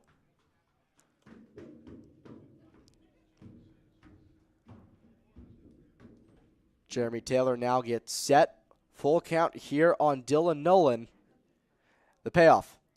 Breaking ball misses high for ball 4. Jeremy Taylor really did not like that call, and he's calling Joe DaVinci for a mound conference as Robert Andrews, the pitching coach, visits the mound. The Saltcats now have runners on first and second with one away here in the bottom of the 5th. Quick visit. It's got to be quick, and it's got to be strategy because no one is up in the Flames bullpen right now. A lot of confidence in Jeremy Taylor after his big start against the Rome Generals back on July 1st. It's also the first walk surrendered of the day for Taylor. He doesn't surrender that many walks. Only gave up 1 in his entire 7-inning start his last time out. Gives up the first in the bottom of the 5th inning, and now the Saltcats with a runner in scoring position and 1 away, and that brings the top of the order back up in Adam Holland, and the mound conference still ongoing at the pitcher's mound. Robert Andrews, the pitching coach, finally retreating back to the dugout, has some quick words with the home plate umpire, as Holland gets set to go back in as Joe Navenci walks back behind home plate. Holland 2 singles so far today among the successful hitters for the Syracuse Saltcats. Only player on either side to get a base hit in both at-bats today. So now the Flames with the defensive strategy here. Middle infielders guarding the second base bag closely with both a runner on base and also the double play opportunity open. With the right-handed hitter Holland, it's Mike Ruggiero, the second baseman, playing closer to the bag as the shortstop Jake Evans plays a little closer to the 6 hole. Jeremy Taylor gets set on the mound, working out of the stretch with 1 in scoring position, 2 on base. And the first pitch fastball catches the outside corner. Holland's behind in the count 0-1.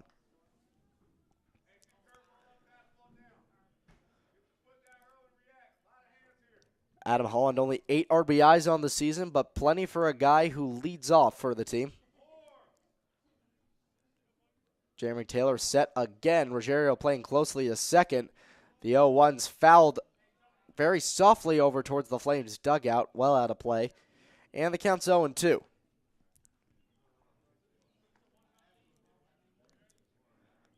Before this at bat, Holland had only faced 4 pitches, getting his first single on a 1-0 count, his second single on an 0-1 count. Now in an 0-2 hole here with Taylor on the mound having plenty of balls to work with. Chance to throw some junk pitches he hasn't shot for yet. And Adam Holland calls time in the home plate batter's box. He steps out for a brief moment.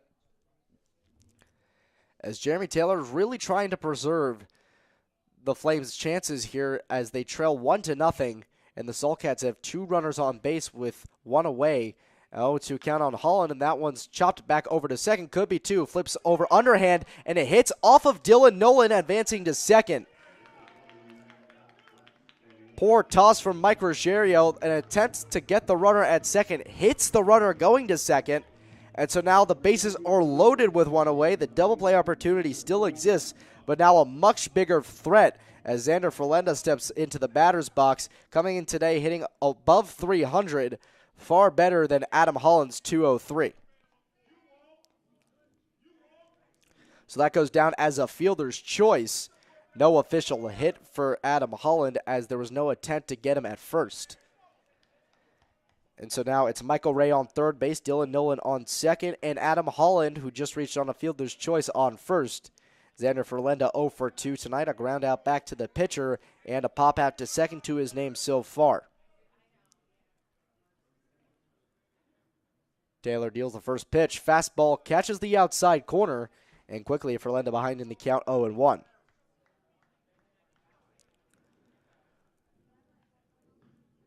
Ferlenda not an overpowering figure at only 5'10", 170 pounds, but still gets plenty of extra base hits. A home run to his name this year, along with 3 doubles and a triple, and a couple triples, as a matter of fact. 0-1 fastball catches the upper third of the zone, and Ferlenda behind in the count 0-2. A big chance for him to put some more runs on the board for the Saltcats, but he's in a tough spot here as Jeremy Taylor has the opportunity to throw some waste pitches. But so far, Taylor has avoided that strategy, choosing to stick with the strike zone. He could have done it last at-bat on an 0-2 count. Instead, he threw a pitch that resulted in a ground ball to second, but a fielder's choice mistake allowed the bases to load up. 0-2 from Taylor. Fastball just misses outside. That pitch has been called before tonight, but instead the count moves to a ball and 2 strike, and Ferlenda gets a new lease on life. First baseman Mike Stefan playing in with the bases loaded. Everyone else in regular defensive positioning as the double play opportunity is open. Taylor looks over to third where Michael Ray has a lead. The 1-2 is another fastball that misses outside. That one not as close, but Taylor still wanted it, and the count moves to 2 balls and 2 strikes.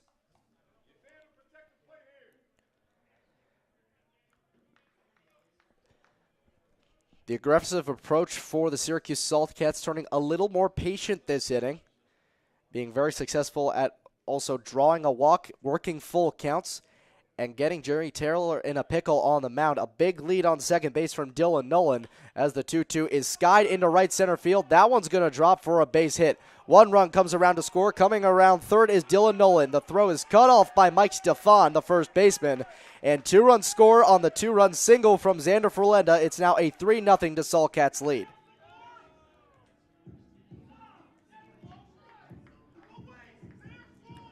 That is certainly not what Taylor wanted out of the situation. Could not avoid it, as now there's finally some action in the Onondaga Flames bullpen as Jimmy Flahive, the left-handed sidearm reliever, is warming up in there. And now up to bat for the Syracuse Sulcats, it's Sean Lawler, who has runners on first and second with only one away in the bottom of the fifth. The Sulcats now leading 3-0 after the 2-run single from Xander Ferlenda. Double play depth from the middle infield. The first pitch, a fastball, misses low and away. And Taylor not working well here. The count's 1-0. Taylor's been struggling these last few batters to garner the effort he needs to get that last strike.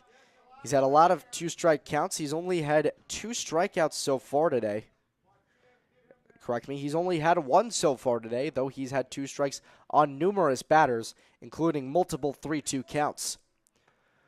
1-0 fastball finally catches the corner. That pitch on the left side had been not too friendly to Taylor the last couple batters, but finally a call there, and the count moves to a ball and a strike.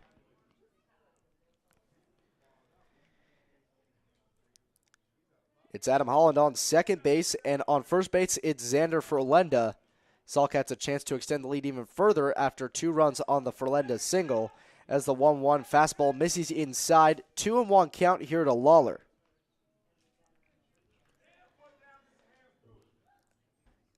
And as of now, Taylor's line score, 3 earned runs on 6 hits.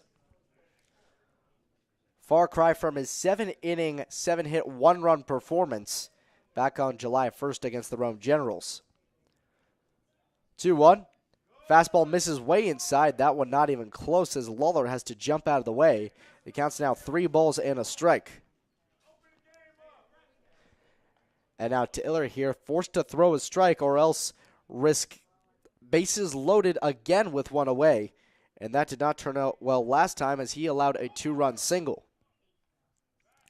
Taylor steps off the bag and both runners retreat back to their bases. As with Adam Holland on second base, his 3-man crowd that's always here for him at these ball games is in full effect here, cheering for him as he takes a massive lead off of second with Jake Evans guarding closely. The 3-1 fastball misses outside for ball 4. So now the bases are loaded yet again for the Sulcats with 1 away. And that brings up the cleanup hitter, Drew Patterson. Jeremy Taylor's day might be soon done. Flav takes a break from warming up in the bullpen to watch what's happening, and Taylor with a tough situation here. This inning may very well be his last regardless of what happens to Drew Patterson here, as Sean Lawler drew the 1-out walk to load the bases.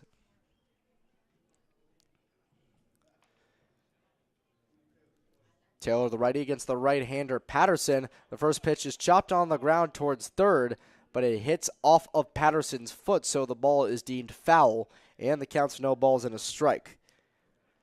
So far tonight for Patterson, 2 groundouts, 1 back to the pitcher in the first inning and 1 back to third base in the fourth. Adam Holland leading off of third base. It's Xander Ferlenda on second and Sean Lawler on first. A chance for the Sulcats to extend their already existing 3-0 lead with the bases loaded. The 0-1 pitch is cut on and missed. That fastball way outside. Patterson chased that one out of the zone. And so the count moves to 0-2, and Patterson in a bit of a hole here. It has not stopped any other Sulcats hitters this inning, but Taylor finally with a chance to get something done. As Jimmy Flahive continues to warm up in the bullpen down the right field line for the Flames. Jeremy Taylor trying to escape this jam. Bases loaded, 1 away. Down 3-0 in the bottom of the fifth. An 0-2 count here to Drew Patterson. The payoff is cut on and missed. Drew Patterson is set down on strikes. The third strikeout of the game for Jeremy Taylor. And now that brings up Taylor Fajardo, who's caused enough damage on his own tonight. A solo shot back in the second for the first run of the ball game. Now finds himself in a prime situation for a guy who drives in a lot of runs. Bases loaded, 2 away, bottom 5th. Against Jeremy Taylor, who's probably very worn out from this inning and innings past. Taylor working out of the stretch as Adam Holland takes a big lead off of third. First pitch is skied high down the right field line into foul territory. Running that one to the wall is Mike Stefan, and he tries to make the catch on the wall, but that hits the wall before he can reach it. And so the count's 0-1. Great effort by Stefan, could not get there in time. Farrell had the solo shot back in the second inning. His other plate appearance, a ground out to second base. With that one, a hard ground out to second base. Rogerio barely able to keep that one in his glove.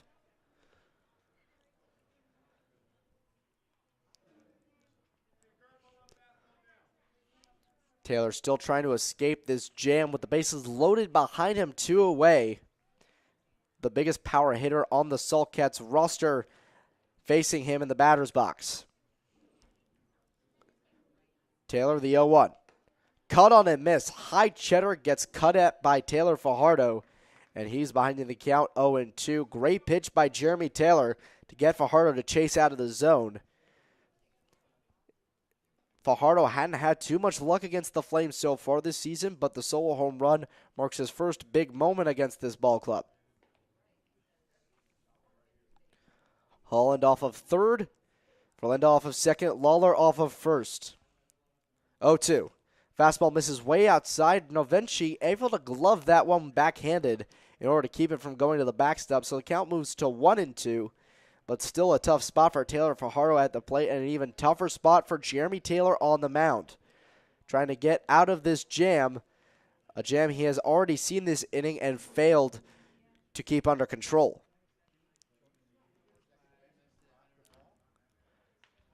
1-2 from Taylor. Fastball chopped on the ground in the infield. A running field and fire from Brian Hart gets the out at first. And finally able to retire the side is Jeremy Taylor on the 5-3 putout. And after allowing 2 runs on another 3 hits, the Flames finally set down the Saltcats. Heading into the 6th inning, the Flames trail the Saltcats 3-0.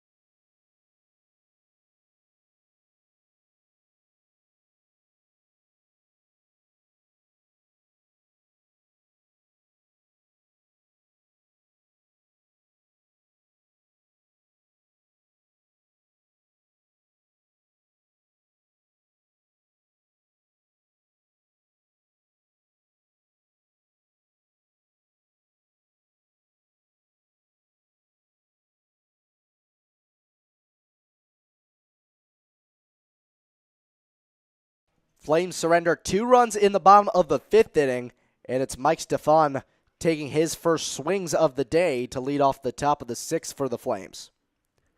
Stefan replaced Ernie Geraci in the field at first base back in the bottom of the 4th inning, and the first pitch he sees is a fastball outside that counts 1-0. Stefan struggled out of the gate. He's getting a little bit better as the season goes on, and he sends that 1-0 fastball foul down the right field line, so the count moves to a ball and a strike.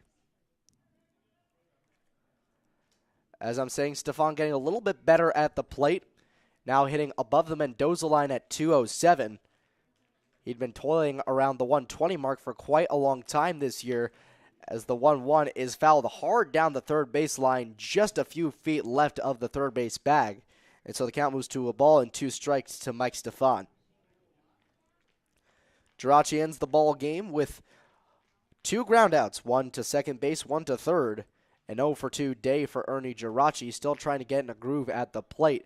And Mike Stefan replacing him. The 1-2 is chopped on the ground softly, right back to Soder on the mound. He shoots it over to first for the first out of the inning. A quick out number 1 for the Sulcats in the field, and it's Trace Peterson up for his third plate appearance. He has a single to his name, as well as a swinging strikeout, one of 5 strikeout victims for Zach Soder so far, as he's out there for his 6th inning of work. So far, Soder has held the Flames scoreless, even though he's had 2 instances with 2 runners in scoring positions and less than 2 outs. First pitch to Peterson, a fastball just misses the lower third, and Peterson ahead in the count at the plate. It's 1-0. Soder again working quickly, the 1-0 fastball. That one misses high. That one was on the inside corner, but just above the letters, and the count moves to 2 balls and no strikes to Trace Peterson as Soder gears up yet again. The 2-0 fastball finally catches the strike zone, that one on the lower third, and the count moves to 2-1. Soder again moving, the 2-1. Caught on and missed, an off-speed pitch that caught Peterson out in front. He's behind now, 2-2. Soder working quickly and continuing to do so with the bases empty behind him in the field. The 2-2 is chopped on the ground towards third. That one stays fair. A running field by Chris Nakari. He shoots it over to first, barely in time, beating the running Trace Peterson. He's not that fast, but he almost beat out that infield grounder. But there's 2 away here in the top of the 6th inning, and that brings up the second baseman, Mike Ruggiero, who's continued to struggle this season, but finally got a base hit back in the 4th.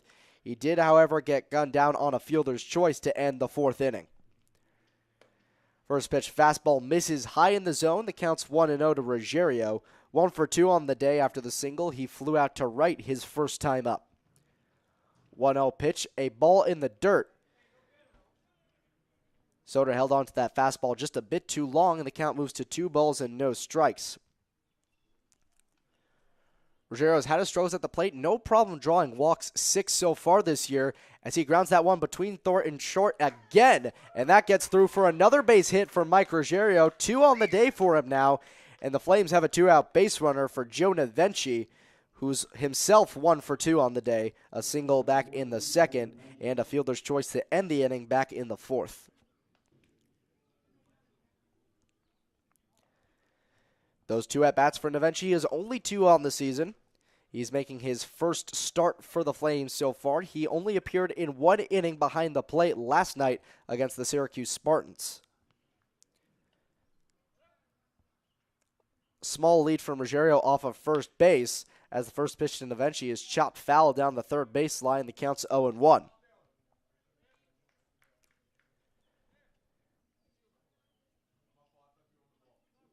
Navenchi from a baseball powerhouse at Shenendehowa High School, responsible from the 3rd overall pick a few years back, Ian Anderson.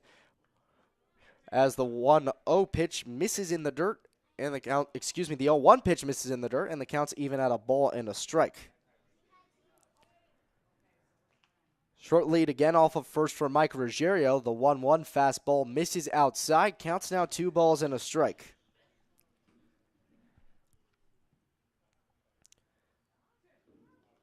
Ian Anderson was a right-handed pitcher out of Shenendehowa High School, drafted 3rd overall a few years back. As the 2-1 is skied out to center, not much trouble for Adam Holland. He takes a few steps to his left and makes the catch for the final out of the inning. The Flames don't go down 1-2-3, but it's an easy inning on the mound for Zach Soder, who's now been out there for 6 runless innings. At the end of 5.5, Flames still trail 3-0.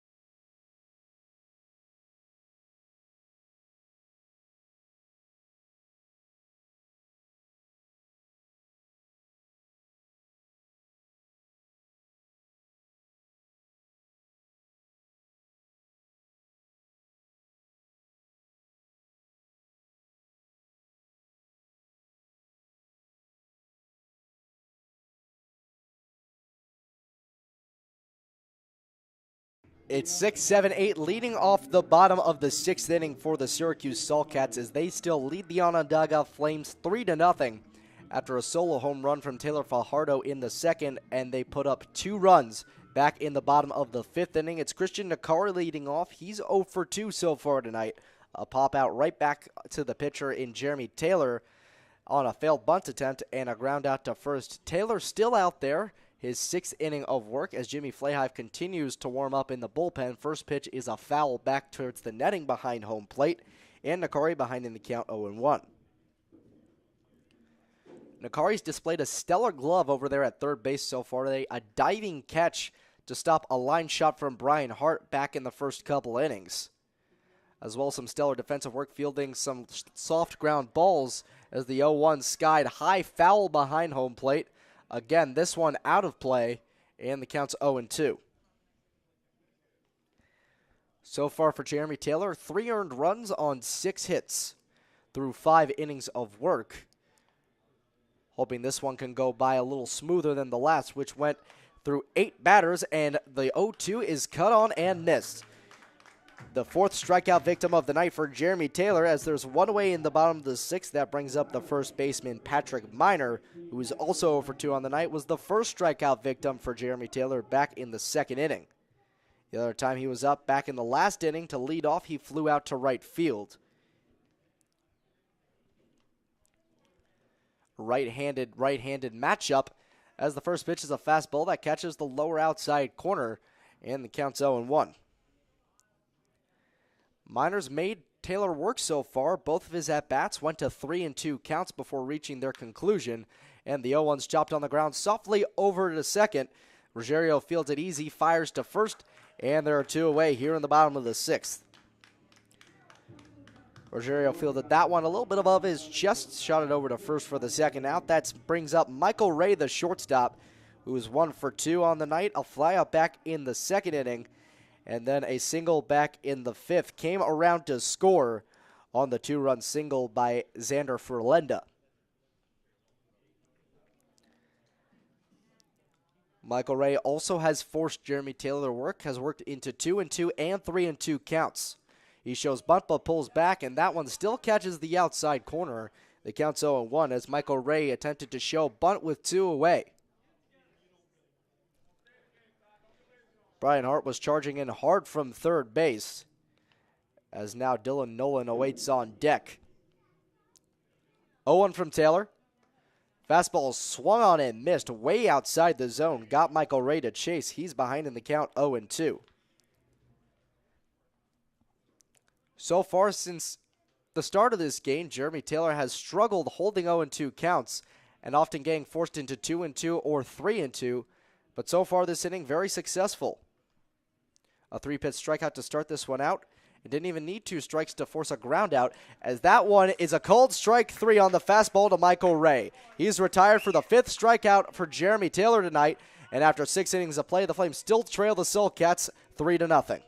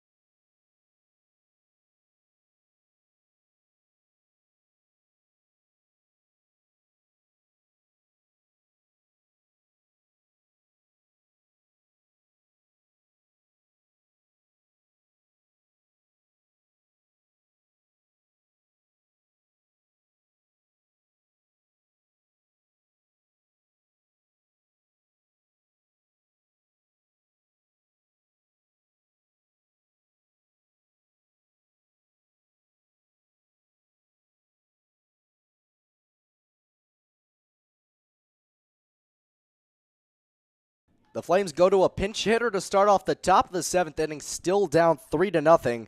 It's McLean O'Connor pinch hitting for Jake Evans, who finishes the day 0 for 2. First pitch to McLean O'Connor, a fastball misses high. The count's 1-0. O'Connor, a very late arrival to this team, only arrived on June 24th. 1-0 fastball misses up and in, so the count moves to 2 balls and no strikes. But regardless of his late arrival, McLean O'Connor has been one of the most effective, if not the most effective, Flames hitter as of late, as the 2-1 fastball catches the inside corner and the count moves to 2 balls and 1 strike. O'Connor, through his first 6 games, hitting .355, 8 runs scored, 9 RBIs.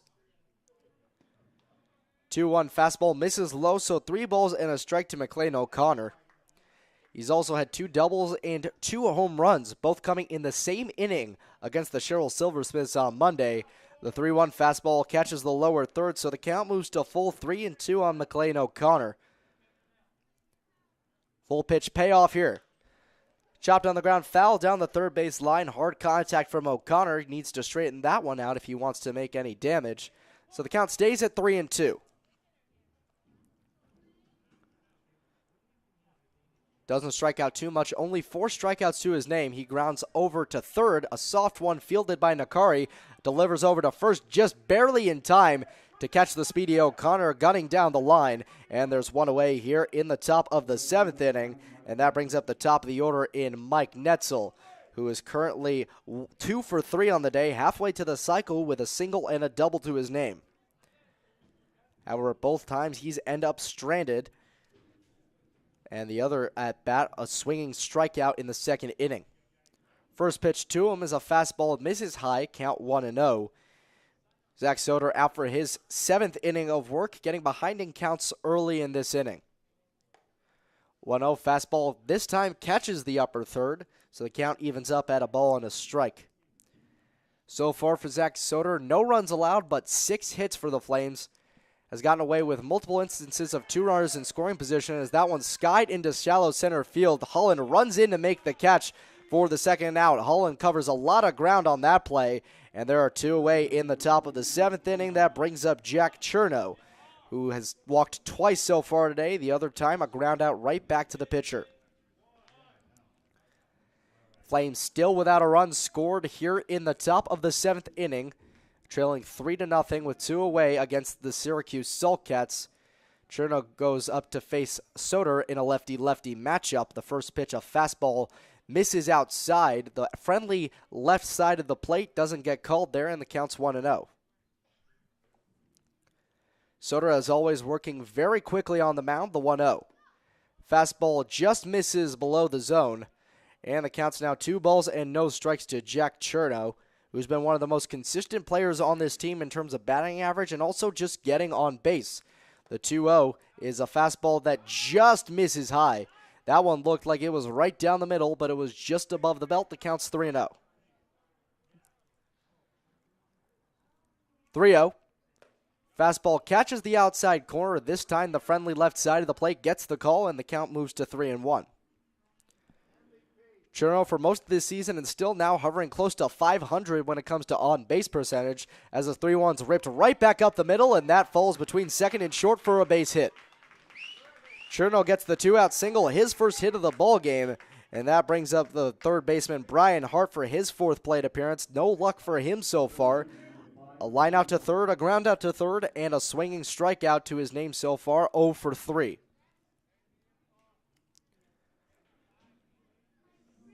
Cherno, a speedster on the base paths, 5 for 5 on stolen base attempts, hasn't been caught stealing yet this season. A growing lead on first base for Cherno. The first pitch, a curveball that doesn't break, and the count's 1-0. Time is cold as the catcher Dylan Nolan goes out to talk to Zach Soder. The Flames have a base runner with 2 away here in the top of the 7th inning. They're down 3-0. Have gotten more hits than the Sulcats, but have still been unable to score. They've left 2 situations where they had 2 runners in scoring position, but have left those runners stranded. Those coming both in the first 2 innings. So far, the Flames have stranded 7 base runners, a very high number for this team that struggles with leaving runners on base and coming away with wins. The day seems to be done for Zach Soder. He goes through 6 2/3 innings of work. He can't finish the inning here, and we'll take a break and let you know who's replacing him when we come back.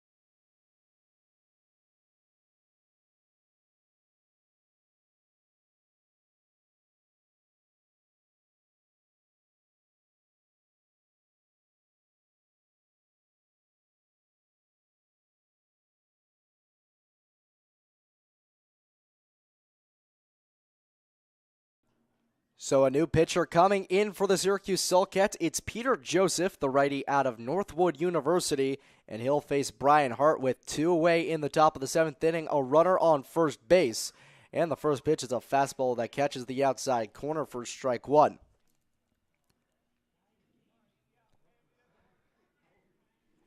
So now the count evens to 1-1 as there was a 1-0 count to Brian Hart before Soder got pulled. 1-1 pitch is cut on and missed. Hart couldn't get around on that fastball, and the count moves to 1-2. Joseph working quickly here, coming in with 6.2 innings pitched, a 4.05 ERA. He struck out 6 in his nearly 7 innings of work. 1-2 fastball way outside, cut on and missed. He got Brian Hart to chase, and that will retire the side. No runs, 1 hit, 1 man left on base. The Flames can't get it done again, and heading into the bottom of the 7th, they trail 3-0.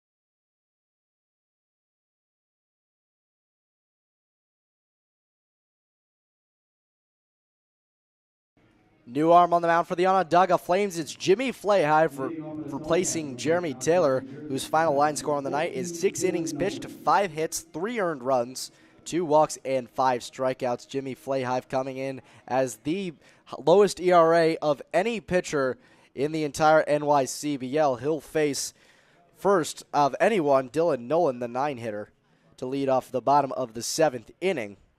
ERA at .83 heading into this one. The first pitch, a fastball missing outside. The count's 1-0. Nolan so far, a walk and a ground out to short to his name. Flahive winding up, dealing sidearm as always. The 1-0 fastball catches the inside corner, and the count moves to a ball and a strike. Flahive has only given up 2 earned runs this season, one coming on a solo shot against the Wellsville Nitros, as the 1-1 misses high and the count's 2-1. But Flahive has never struggled with runners on base. He's always had a huge calm about him that when he gets runners on base, as rare as they happen, as the 2-1 pitch misses inside and the count is 3-1, he always has a calm about him that he can get out of the inning, and he's confident. He is a guy who's confident in all of his pitches, and he deals the 3-1 fastball. It's skied high down the right side, but foul out of play, and the count moves to full 3-2. Fireworks starting to go off in center field. Must be the Chiefs game wrapping up in center there out by the lake. So a 3-2 count here to Dylan Nolan, the payoff pitch. Fastball high, ball 4. And so Dylan Nolan gets on base with no one out here for the Syracuse Saltcats, as the top of the order is now due up for Syracuse. It's Adam Holland, who's currently 2 for 3 with a pair of singles and a fielder's choice to his name.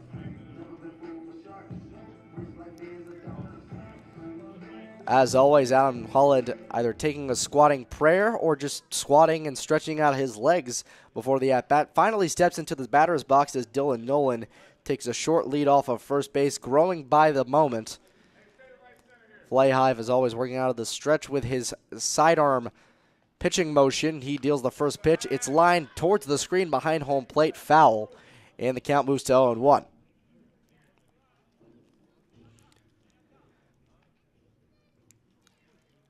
Adam Holland has been stranded in scoring position every single time he's been on base so far. Twice at third, once at second. He's got a runner on first right now. A pickoff attempt by Jimmy Flahive, barely not in time. He almost got Dylan Nolan trying to get back to first, but instead he stays there in an 0-1 count still to Adam Holland. Still no one away in the bottom of the 7th.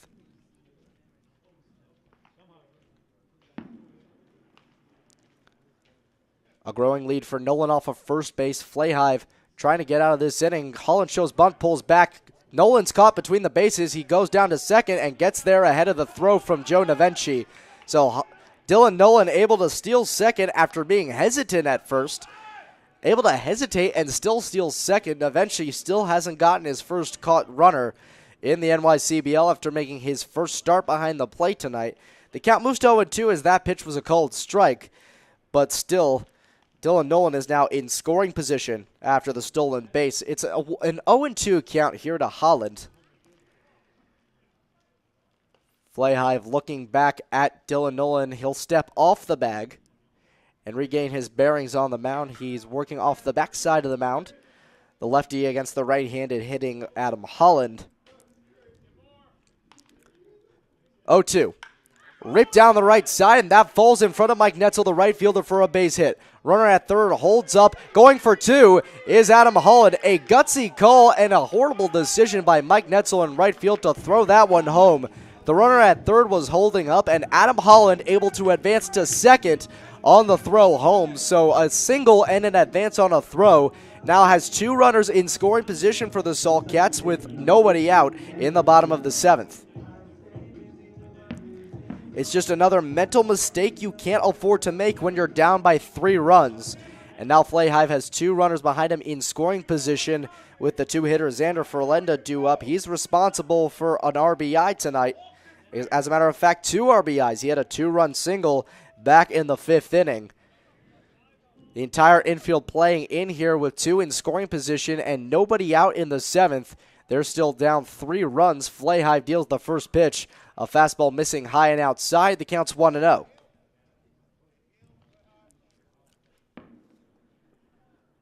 Verlinda 1 for 3. The 2-run single back in the 5th. Also a pop out to second base and a ground ball right back to the pitcher. Flahive a risk of allowing even more runs to score this inning. The 1-0 fastball misses outside, so a 2-0 count here with 2 runners on base already behind him, both of them in scoring position.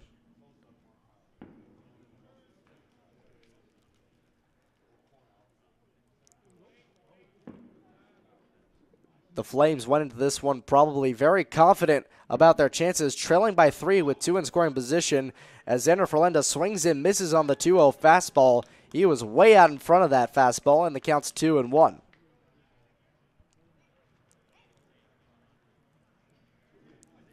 It's Dylan Nolan on third base and Adam Holland on second. Jimmy Flahive gets set and deals the 2-1. A breaking ball that just misses above the zone. Flahive wanted that one, but instead the count's 3 balls and a strike. Rowdy Sulcats fan base, the home team tonight, getting excited over the chance to drive in a couple more runs with just a base knock. As Verlinda back in the batter's box getting ready for what Jimmy Flahive has to offer, the 3-1. A fastball high, cut on and missed.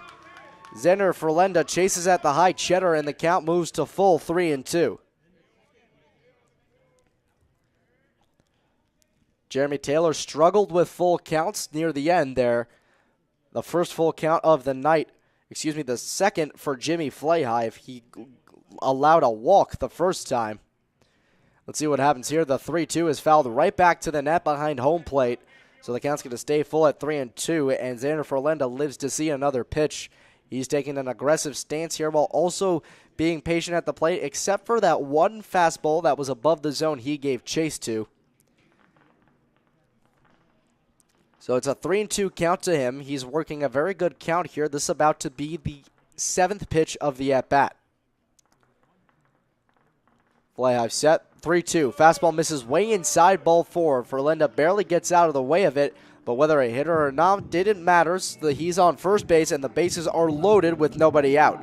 And that brings up the 3-hitter, Sean Lawler, who's one of the better hitters on this entire team. He's 0 for 2 tonight, as a matter of fact. My apologies. A ground out to first, a strikeout, and a walk to his name, so he has reached base so far. A walk here would bring in a run for the Sulcats. Jimmy Flahive, not one to allow too many walks, has already allowed 2 tonight. First pitch to him is cut on and missed. Sean Lawler couldn't get around on the fastball, and he's behind in the count 0-1. Entire infield still playing in, now a force at every single base. A grounder right to someone probably means a throw home. As the 0-1, a breaking ball misses outside. The count evens up at a ball and a strike.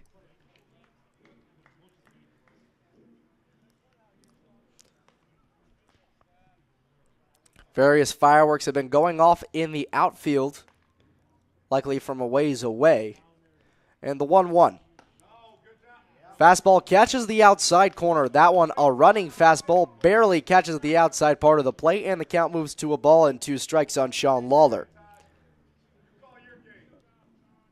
Lawler at risk at striking out for his second time tonight, would be the first strikeout victim for Jimmy Flahive. And it's Dylan Nolan on third base, Adam Holland on second, and on first base is Xander Verlinda. That one skied foul down the left field line, giving chase to that, and the third base territory is Brian Hart. He makes the catch near the fence, keeps Dylan Nolan close at third after he was thinking about going home. So now finally an out for the Flames in the bottom of the 7th. A chance to escape this one as the double play opportunity is available to them. Another side armor warming up in the Onondaga Flames bullpen. Looks like Keon Taylor getting warmed up out there.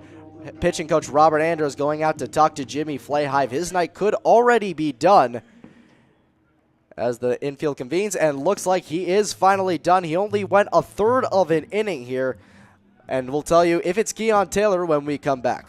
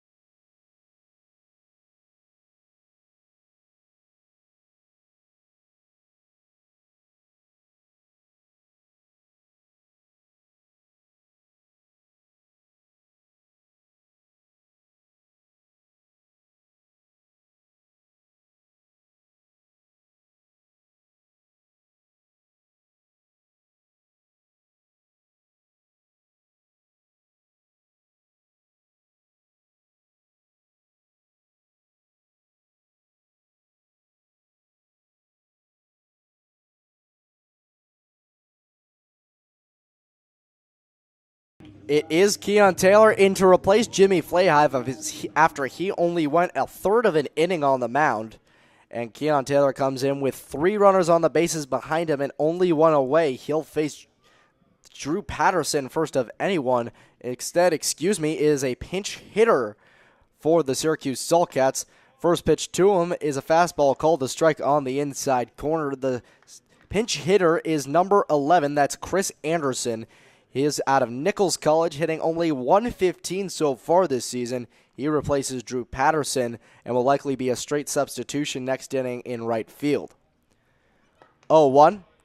Check swing, a called strike anyway, so the count moves to 0-2 on Anderson.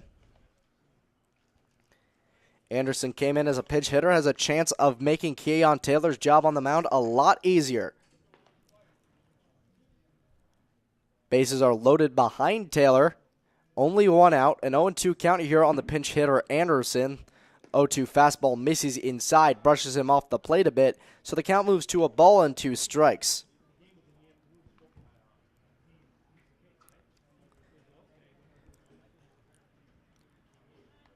Chris Anderson getting ready there. He has struck out quite a bit, 11 times this season.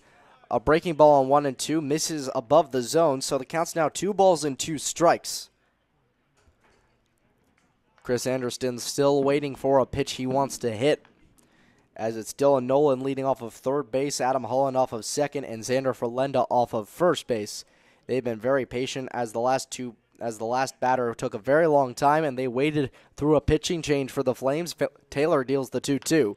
Chopped on the ground towards third. Could be a double play opportunity. The throw home is in time, so the force out is made at home. They can't turn 2, but they keep a run off the board. The bases are still loaded, but now there are 2 away here in the bottom of the 7th inning. The Flames have a better chance of getting out of this one, and it's Taylor Fajardo up for the Sulcats, and if there's ever a threat to blow this inning out of proportion, it is Taylor Fajardo. He hit a solo home run back in the 2nd. That was a screaming line drive over the right center field wall. Keon Taylor, though, has not surrendered a home run yet this year. Has a very good ERA on the mound this season so far. His ERA only at 2.31. He's got 6 saves, but not in for a close tonight. As the first pitch is a breaking ball, misses inside, doesn't quite cut back into the zone the way Taylor wants to, so the count's 1 ball and no strikes. Fajardo has 3 runners on base, 2 in scoring position, a chance with a base hit to extend this lead to 5, 6, or even 7-0. That pitch is a hard grounder right over to Ruggiero. He flips it over to O'Connor at short. He's covering the second base bag, and that retires the side. The Flames able to get out of a bases-loaded, nobody-out jam splendidly, and at the end of 7 innings of play, the Flames still trail 3-0, trying to get back here against the Sulcats.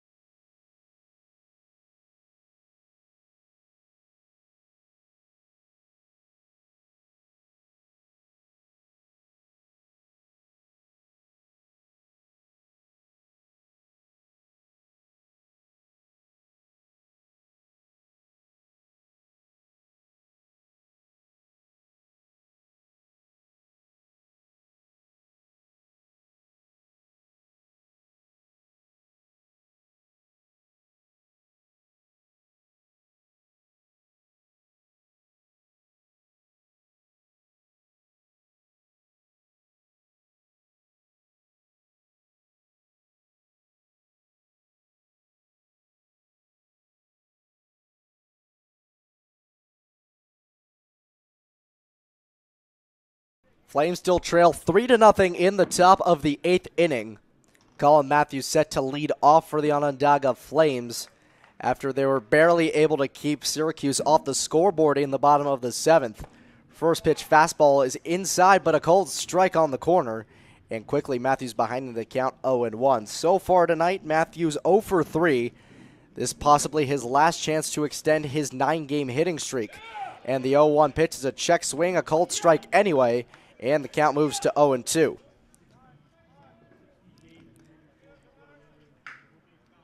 Peter Joseph out on the mound for his second inning of work after setting down the Flames in 4 batters in the 7th. 0-2 is chopped on the ground down the third base line. That one's ruled foul just barely. Colin Matthews wanted that one to stay fair, as he likely could have legged that one out, but instead it's 0-2.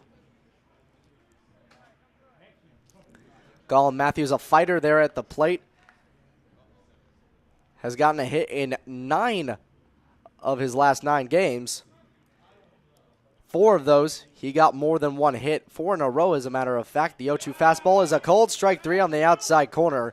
So Colin Matthews strikes out looking. He's the second victim of Peter Joseph tonight. There might go his hitting streak, as now with 1 away, that brings up Mike Stefan for his second at-bat. He grounded out to the pitcher his first time up.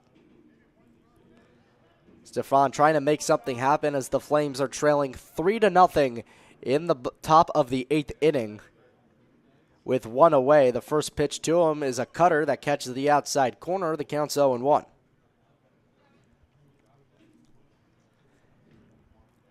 Mike Stefan hasn't been Mr. Reliable this season, but he's gotten more consistent lately. A chance to make a big impression here.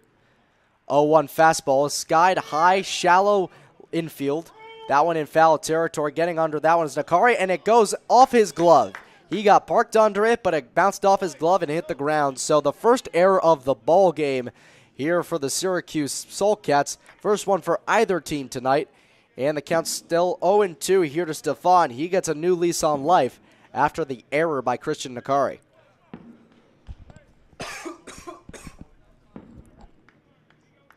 Fireworks continuing to erupt in the background. And Stefan steps back into the box. 0-2 count here. Joseph gets set, working from the stretch. The side armor deals. Fastball misses high and outside. The first ball this at-bat, it's now 1-2.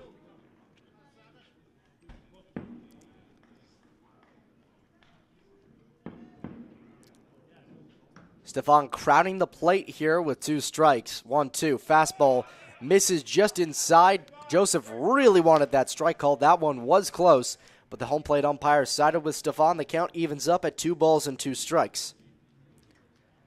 Trace Peterson, the designated hitter, awaits on deck. Flames still down by 3 with 1 away here in the top of the 8th. That one skied foul down the left side. That going into the Sulcats bullpen. And the count stays at 2-2. Stefan really fighting to stay alive here. The approach for the Flames looks a little different from games past. Not as patient, more aggressive at pitches out of the zone. And it hasn't worked out for them so far. They've also left 8 runners on base. And the 2-2 is grounded over to second. Ferlenda fields that on the run and shoots it over to the first quickly for the second out of the inning. So 2 up, 2 down for the Flames. That brings up Trace Peterson.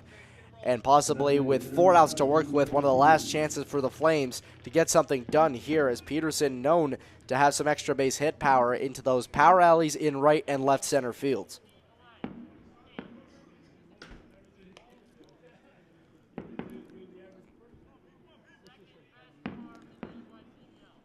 Peterson, the righty against the right-handed pitching Joseph.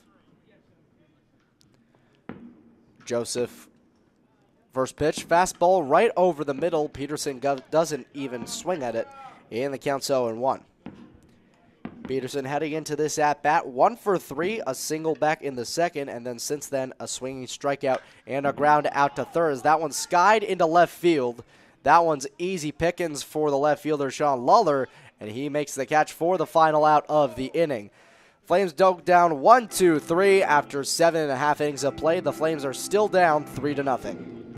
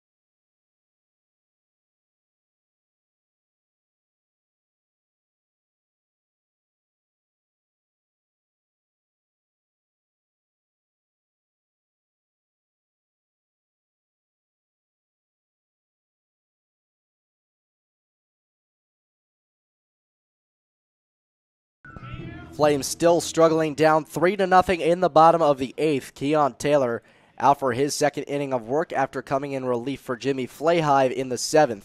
It's Christian Nakari leading off for the Syracuse Sulkettes. He's 0 for 3 today. A pop out right back to the pitcher on a failed bunt attempt, a ground out to the first baseman. He swings and misses on that first pitch for strike 1. And back in the 6th inning, he struck out swinging, was the 4th of 5 strikeout victims for the starting pitcher, Jeremy Taylor, who, if the Flames lose this one, will get pegged with the loss. 0-1 from Taylor. Breaking ball catches the inside corner. Stellar cutter there from Keon Taylor, and that one is in there, and the count's 0-2 rather. Nakari looking for his first hit today against the righty reliever. The 0-2 is chopped on the ground softly towards second, a broken bat, and the throw over to first is in time from Mike Ruggiero for the first out. Not too much trouble there, the first batter for Keon Taylor, and that brings up Patrick Miner. He is also 0 for 3 today. A strikeout, a fly out to right, and a ground out to second to his name so far. He hasn't been able to get a hit yet.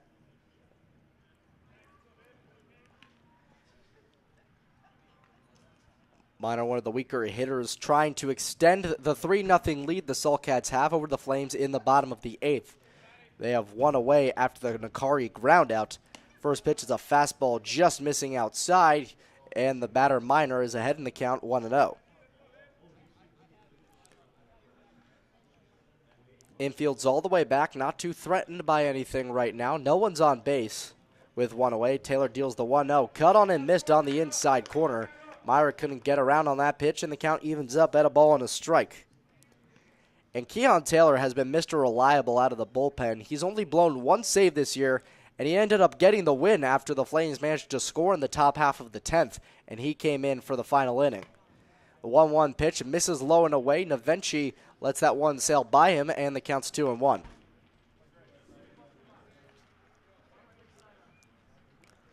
And so now Miner in there with a 2-1 count, standing about the middle of the box, not crowding the plate too much. Navenchi setting up right over the middle. And he gives the sign to Taylor, and Taylor deals the 2-1. It's grounded foul over towards the Sulcats dugout, and the count evens up at 2 balls and 2 strikes. It's a pitcher's count here, as Taylor still has a ball to work with 2 strikes on Patrick Miner. More action in the Flames bullpen. Can't see who it is from here. We'll tell you when we have word. 2-2. Breaking ball misses outside, so the count moves full to 3-2. This is the first full count Keon Taylor has faced tonight. Jeremy Taylor did decent against full counts.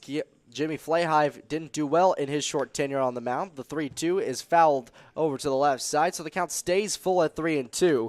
Patrick Miner getting ready for the 8th pitch of this at-bat.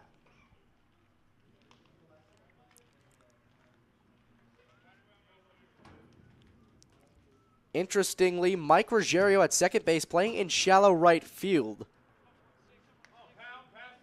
Even though Patrick Miner's a right-handed hitter, 3-2 is lined over to short. A jumping grab by McLean O'Connor behind in the outfield grass. Incredible defensive range from McLean O'Connor, who continues to show off that stellar glove at the 6-hole, and they're now 2 away here in the bottom of the 8th inning. Coach Cordero talks about the intensity McLean O'Connor brings to this ball club, and he showed some there, making the leaping grab, showing off the hops for out number 2. It's now Michael Ray up with 2 away after McLean O'Connor just shut down Patrick Miner's single. First pitch from Keon Taylor is cut on and missed. That pitch above the zone. He couldn't lay it off, so the count's 0-1. So far, Michael Ray, a single, came around to score back in the 5th. He also struck out looking back in the 6th and flew out to center back in the 2nd. 0-1. Fastball inside, brushes Ray off the plate a little bit, and the count's 1-1. Michael Ray has become the mainstay shortstop for this Sulcats team. Hasn't proved much here, but he did bring around one of the 3 runs. The 1-1 catches the inside corner, the very friendly inside corner to pitchers tonight, And the count's 1-2. That inside corner being to right-handed hitters, the left side of the plate. Has been calling strikes very close to the plate all night. Home plate umpire on the left side of home plate from behind view has been the best friend of all the pitchers tonight. The 1-2 is dropped on the ground, foul down the third baseline, so 1 ball and 2 strikes.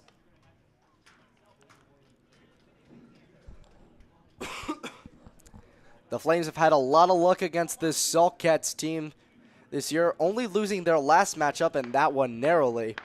Not having a lot of luck tonight, down 3-0 in the bottom of the 8th. Keon Taylor a chance to shut down this half inning with another strike. The 1-2 chopped up the middle, fielded on the run by Ruggiero. He shoots it over to first on the run, and he gets there in time for out number 3. 1-2-3, the Saltcats go down the bottom of the 9th. Flames down to their final 3 outs when we come back.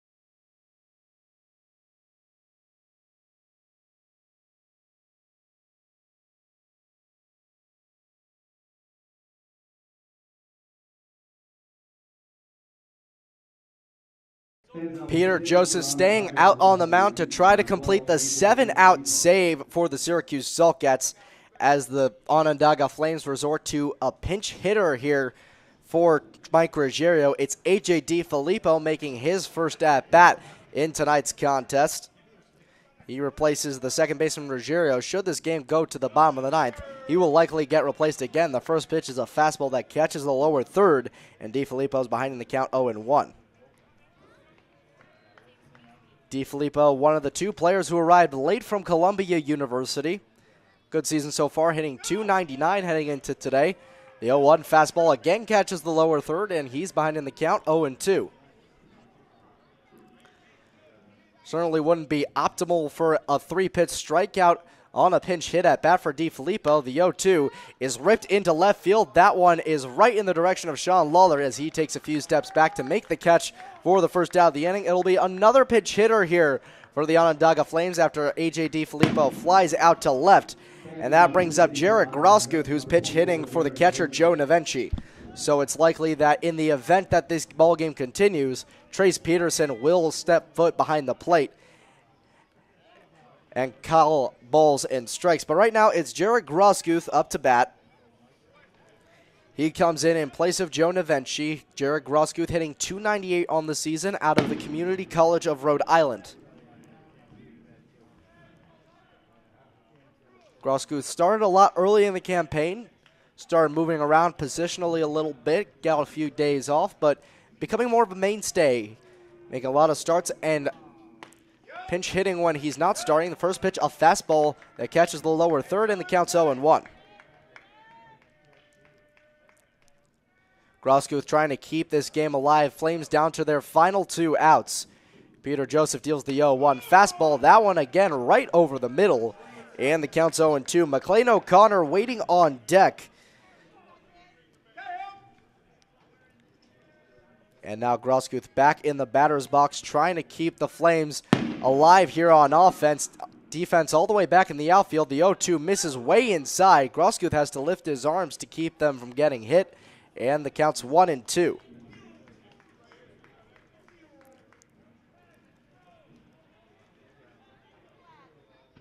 These outfielders know the power Groskuth has. He has 2 home runs on the year. The 1-2 is skied, foul down the right side, over behind home plate, gets behind the press box, foul, and the count stays at 1-2. Groskuth fighting for his pitch here, something a lot of Flames have tried to do but have not succeeded at so far today. Flames have 7 hits on the day but no runs, even with multiple instances of runners in scoring position. Joseph on the mound from the stretch, the 1-2. Breaking ball just misses outside. Joseph wanted that one, but instead the count evens up at 2 balls and 2 strikes. Groskuth takes his time, steps back into the box. A chance here to get the Flames some offense. The 2-2 is fouled off behind home plate yet again. He stays alive, about to face the 7th pitch of this at-bat. Jared Groskuth fighting hard to stay alive here. The Flames down to their final 2 outs, down 3-0 in the top of the 9. 2-2 count here to Groskuth against Peter Joseph, who's recorded 5 outs of the possible 7-out save, as the 2-2 misses outside, so the count moves to full at 3-2 after Groskuth was behind in the count 0-2. What that would be if he could work a walk after being behind in the count 0-2, or maybe even getting a base hit. Joseph working out of the stretch, deals sidearm to 3-2. That one skied down the right side in foul territory. Patrick Miner running back, but that one way out of play for all runners, all fielders going after that one. Chris Anderson tried from right, Xander Folenda from second, and Miner from first. None of them could have reached that one. That one way out of the field of play. That one a deep shot, though, and the count's still full at 3-2.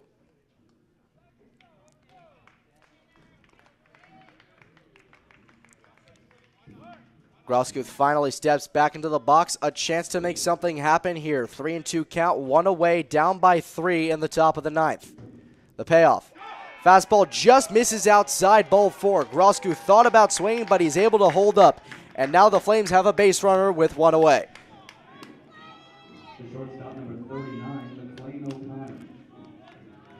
And now with 1 away and a runner on first, McLean O'Connor up to bat. One of the best hitters, if not the best hitter on this team. .355 through the first few games he's played for this Onondaga Flames squad since arriving on June 24th. Joseph deals the first pitch, misses outside. Count 1-0 here to McLean O'Connor, who pinch hit and replaced Jake Evans in the field back in the 7th inning. In his 1 at-bat so far, McLean O'Connor hit a hard grounder to third, almost beat out the throw. 1-0 fastball misses low below the knees, and now 2 balls and no strikes to McLean O'Connor. The last thing you want with O'Connor is to be forced to give him a pitch to hit.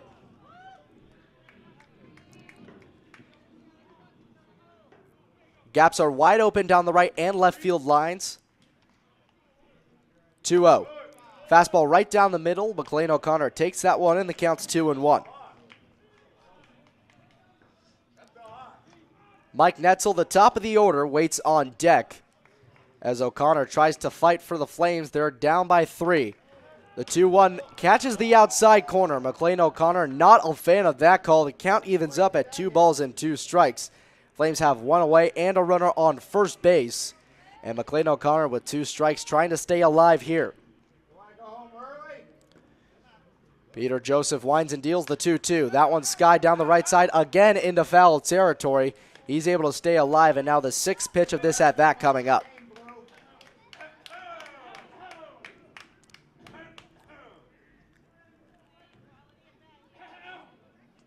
Jared Groskuth taking a very short lead off of first base. He's 3 for 5 on stolen bases this year. Unlikely they try in this scenario. The 2-2 is fouled off the foot of O'Connor. Count stays at 2-2, and now the 7th pitch of this at-bat coming up.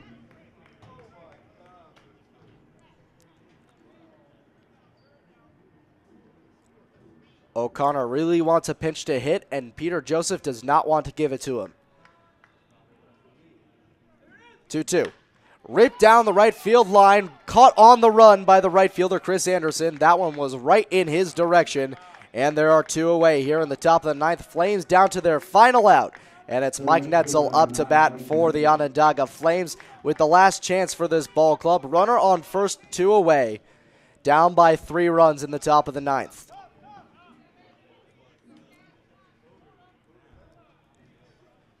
If the inning goes past Netzel, Jack Cherno, the left-handed hitter, waits on deck. But right now it's a righty-righty matchup between Joseph and Netzel. The first pitch, a breaking ball right down the middle, and Netzel behind in the count, 0-1. Groskuth taking a moderate lead off of first base, 0-1. Breaking ball again right down the middle of the plate, taken by Netzel, and the Flames are now down to their final strike.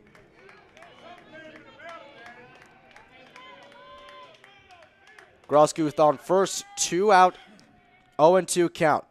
Netzel lines that one right back up the middle. Holland running in, but that's going to drop for a base hit. Groskuth hustling around second. He's going for third. The throw to third is not in time. Mike Netzel with a clutch 2-out single. Now there are runners on first and third with 2 away here in the top of the 9th. And the game-tying run coming up to bat in Jack Cherno.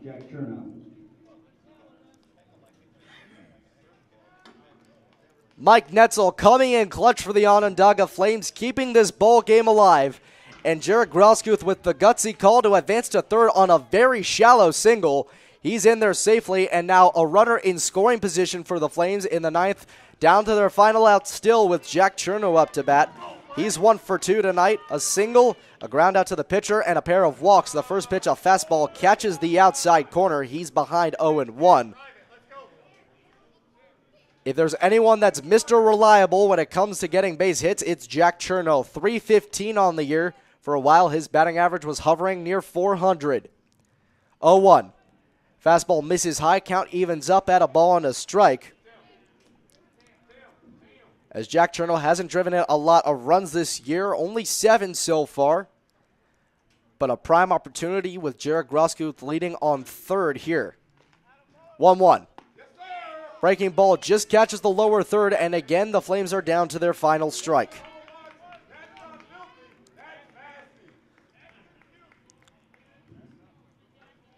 Groskuth off of third base, Mike Netzel off of first. 1-2 count here to Cherno. He's crowding the plate with 2 away, down by 3 runs in the top of the 9th. The pitch. Foul down the left side, well foul. Out of play now, and the count stays at 1-2. Jack Cherno lives to see another pitch.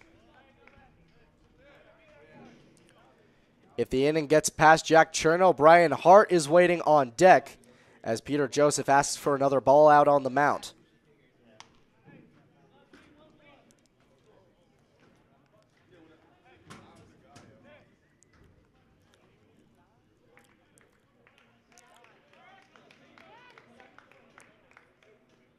Cherno steps back into the box finally. Runners on first and third. 2 away, 1-2 count. Peter Joseph deals. Fastball inside, called strike 3.